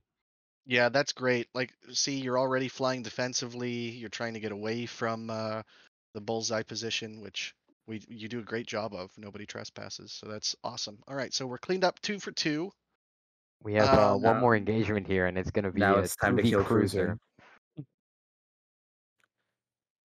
Whoa, Yeah. what's going on here? Someone's firing AIM 20s at me. Yeah. Okay, So this I can explain partly. So what we had is when Valk fired the original AIM-120s at the 229s, we had no clue there was a Tomcat in the mix at all until I think after we fire this second pair, because his radar contact block comes up as IFF red the entire fight. IFF red famously does not mean they're a bad guy. Exactly. So this one's on me. If he died, it would have been on me. Yeah, absolutely. But it's expounded by a few things, right? You didn't know he was there in the first place. By the time you have sensors on, you're only seeing one target group. So at this point, you're like, okay, there's a single bandit out there I'm going to go kill. By this point, Cruiser's taken his place. So it makes sense that this is happening. You're equating this with a bandit that originated north of the bullseye. So all of this is telling me that it's very easy to get confused here. It makes sense that we're firing at Cruiser here. So from a comm perspective, Cruiser, at some point, I'm assuming that your RWR goes haywire. Yeah, I'm getting missile warnings. And you're calling Buddy Spike or something to that effect. Nope, no Buddy Spike. I assumed it was Sam that was shooting at me, that somehow I gotten into a west of something. So I just went defensive. Okay. Your RWR would probably have a different indication for a SAM launch, but it's been a while since I've been in the Tomcat, so I can't remember exactly. Also, this was remember shot on Twiz though, right? So he won't get a launch warning. Yeah, it wasn't SAM mode. No, but he'll see a big flashing M, which none of the other ground-based radar systems we're fighting would do. The biggest thing here was I was trying to correlate at who I just shot at when he turned green, and I completely thought I just fired at Slider because Slider called merge with 29s or 21s or something. Right, because he's back here getting lit up by these guys. But in the F-14, you always see an M if there's a missile lock on you. So only thing here is this is a very poor missile defense. Get low, get fast, and dump out countermeasures, even if it's a friendly something coming your way. My train of thought was that it was an SA-6 that had shot at me, that I somehow gotten too low, so I was trying to climb up to outrange the missile. I did not think it was AIM-120s. Right on. That okay, with so the SA-6s? little bit of blue on blue, and now after all the praise that I gave us, we are trespassing into the no-fly area for us. Yes, I got a little tumbleweed after dodging the missiles. Thankfully, there aren't actually SA2s and 3s up here, so it looks like you're okay. And then we get our coordination back and we flow out, and this is where. No, it's not done. No, it's not even close to done. Holy shit! It just keeps getting worse. So I guess we have to go back to these guys that nuke Slider. And then what are they doing now? So they're in the middle of everything. Eagles are already on the way outbound, which we'll get back to. We get Nails 21, and then we call on the radio that we might be in a furbo. We're not sure. Doge, these guys are in a good spot. You guys are tied. You're approximately equal altitude. Bandits are low, and you don't see them. Okay. We don't get them on any sort of yeah, we get we don't realize they're there, but I see them after they pass, I think, Doge, as they show up on our Link 16. So then we're calling over a radio to Doge, telling him he's got 2 on his tail. Yeah. So I'm seeing a really big thing that we should hammer down in the briefing next time is come up with the scenario for leakers. From my perspective, I don't think our package knew there were leakers until they started taking out people behind us. But if we come up with a good plan, Cruiser can call when the bar cap is ineffective. And then we will assume that our air picture is compromised. rather than right now we don't have an understanding that our air. No, that's not true because Cruiser is coming for them right now because it's already called. Yeah. But he's like way off already, and they're inside the mix. But we noticed the leakers too late. Well, So when leakers was called, then he did react to it. This is true. Yeah, my biggest gripe for the 16 right now is the way the RWR does that, because they were on the outer ring. So, God, I don't even know how to follow this fight. It's everything. The MiG-21s are biting It's off chaos. everyone. It is pure chaos. Oh, it was not a MiG-21 that killed. No, it was Cruiser. And Volk with another kill now. AIM-120's coming off. So Cruiser, did you like not IFF or what happened to you? I asked Hold my on, Rio. we're not there yet. Oh. So this is actually a really good air picture. So look, Prime's coming off. Other friendlies are off outside, so that's a super valid shot. Yeah, I waited until I got a clear shot because I didn't want to fire the 120 into a furball. Into the furball. Only when I got a clear shot when they split up. That's which right. they did. And this is about the scariest situation I can think of. At night, we've got 3 different flights with 3 different aircraft types trying to merge on a single bandit. And it's good that that was resolved quickly. And then what's going on here? So Cruiser is running back in on his MiGs and he thinks he's found it. Walk us through it, Cruiser. Yeah, I see that guy that's coming first towards us, and then he breaks off to our right, and I lock him up with PAL mode, and I ask my Rio, is he a bad guy? And I'm being told, yes, that's a MiG-21. So I give chase to him and fires. Well, the Phoenix goes dumb for some reason. It just goes. So Dom's not here, which I would love to hear from, but how did he confirm that it was a MiG-21? I don't know how the Rio really can do that. I expect that the radar will show it, or that he can use the camera on the nose. I'm just trying to keep him in the HUD at the time, so I'm like, okay, I trust that he says that it's a bad guy. So right. So he doesn't actually have any way to confirm it's a bad guy. The camera won't work at night. Nods won't visual ID from this range, and his radar won't tell him anything beyond IFF. So the best thing he can tell you is that it's an unknown. It's something. So just you can IFF return friendly, right? You could IFF return friendly, which I'm assuming he didn't for whatever reason. Maybe there was the IFF. Yeah, I mean, there's a million things could be off. Yeah. But so at any rate, this is a poor VID on a target or poor ID on a target, and you just keep hammering him until he gives up the ghost. That's a rough one. So maybe, I guess, maybe Dom saw the threat and he thought that was a MiG-21 visually, or he was going off of a negative IFF return. Either way, definitely not a great situation to be in. Nope. Pekin's doing everything right, though. Look at that. I mean, he's dodging these threats. When you fire the Phoenix, he lets go a whole bunch of CM, which is probably what the Phoenix bites off on. And then he does it again for the AIM-9. He's burning. He's super fast. He just doesn't pop ordnance this time. Either he's run out or he doesn't see this missile come off the rails and eat shit. So that sucks. We'll have to wall of shame that one. Figure out what we can improve. Yeah, definitely another criteria on the ROE. Another criteria on engaging. It's not only funny that the mission called Rule of Engagement. Yeah. But also, another criteria. Tacview is 2020 vision, but this was definitely not a 2020 vision scenario. I will say, I thought it was a MiG-21 that splashed. We were in trail of 2, and I saw him get splashed, and I could have swore it was a MiG-21 that flew across our HUD. So I thought he got splashed by a MiG-21.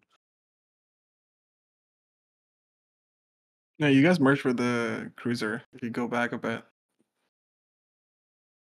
But to be honest, Eagle 2 overstayed. We should have just bailed Ingress and West. Well, you guys were just helping out at this point. Was that the idea? Well, we saw you guys getting shot by the AAA. If you scroll back, on the airfield, and so we did a bunch of attacks on the AAA sites on the airfield. Oh, and this is just painful to watch. Doge doing a great job of maneuvering, and then the kill from in plane as we're all just running away. This is great. But again, very hard to do at night. Okay, so that's our two MiG-21s finally destroyed. Right there is the last one. Strike flight's way over there. Simple intercept. These guys were never a factor. These guys were never a factor. So that's the air picture was, I want to say 2 MiG-29s and 4 MiG-21s. That was only 2 MiG-21s, I think. Only 2. Only 2. Okay, well, more than enough to cause some chaos, obviously. Great job separating. A lot of those missile fights could have been way more dangerous than they were. Obviously, we'll work on the friendly fire, but that was, well done. Obviously, they never interrupted the strike, so you guys did a good job there. So speaking of, let's back it up, and we'll watch a little more of the ground pounding as this air fight is unraveling itself. So, and this might be okay. So Kenny, you guys have just prosecuted that SA6, or are just about to. Here, the Strike Eagles come in, and we get our radar map here and go NOE. And then offset right. So we briefed that the hardest part of this mission would be this turn, and holy fuck. Skynet knew exactly what he was doing too, because I was talking about the likelihood of this airfield being a factor threat, and he's like, no, it's just red on the map. And then as we flew over it, we took so much AAA that I... Yeah, but why take a route over the airfield? Well, exactly because Skynet said it was fine, and he's the one who put the IP there, and I just assumed he wasn't going to be an asshole about it, but it You could turns take it over out... the lake. The lake would be a better approach, right? Because that way that nothing definitely an is... IP. No, I disagree. I wanted to avoid the lake because of line of sight issues. It would be easier for something set up around the perimeter of the lake to fire on us. I thought that the most likely course or most dangerous course of enemy action would be to have SA8s lining the left side or the east side of the lake, which would have been more of a factor. I would say that I definitely wouldn't pick an enemy airfield for a turn, even though Skynet said Yeah, well, memes. Lesson learned. Here's some AAA for us. This is all S60s. This stuff looked like giant fireballs popping up all like over Star me. Wars from where we were looking. You can see us in the background. And I call this out when it starts coming up. I actually think these are missiles. I get really confused. There's such big rounds, and they make such a big boom as they go by you. In the background, we see this, and we're coming to try to kill it. Yeah.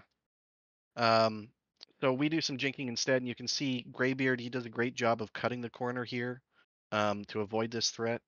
Probably yeah, I wasn't flying over an airbase. I was like, nope. You can probably see all the AAA going up against we me. did. Yeah, I was like, oh no. And then here's our pop coming up, and I thought this pop went really well. This was a loft 30 at about Mach 0.9. I don't even know where these bombs go, but there they go. And a hard slice, and we briefed that we were going to come out over the lake. Because we had EGI, it was very easy to prosecute our targets. We probably didn't even need to utilize the radar map, but it was helpful regardless. So 2 taking some AAA heat as well from Adishka. And same thing. The important thing here is we wanted to minimize the amount of time that the entire flight was in this big circle of doom, to minimize the chance that a SAM threat could attack us more than once. That was the Mark 84 spacing on the second one. They all look like 1. Skynet popping up early and getting 2 off.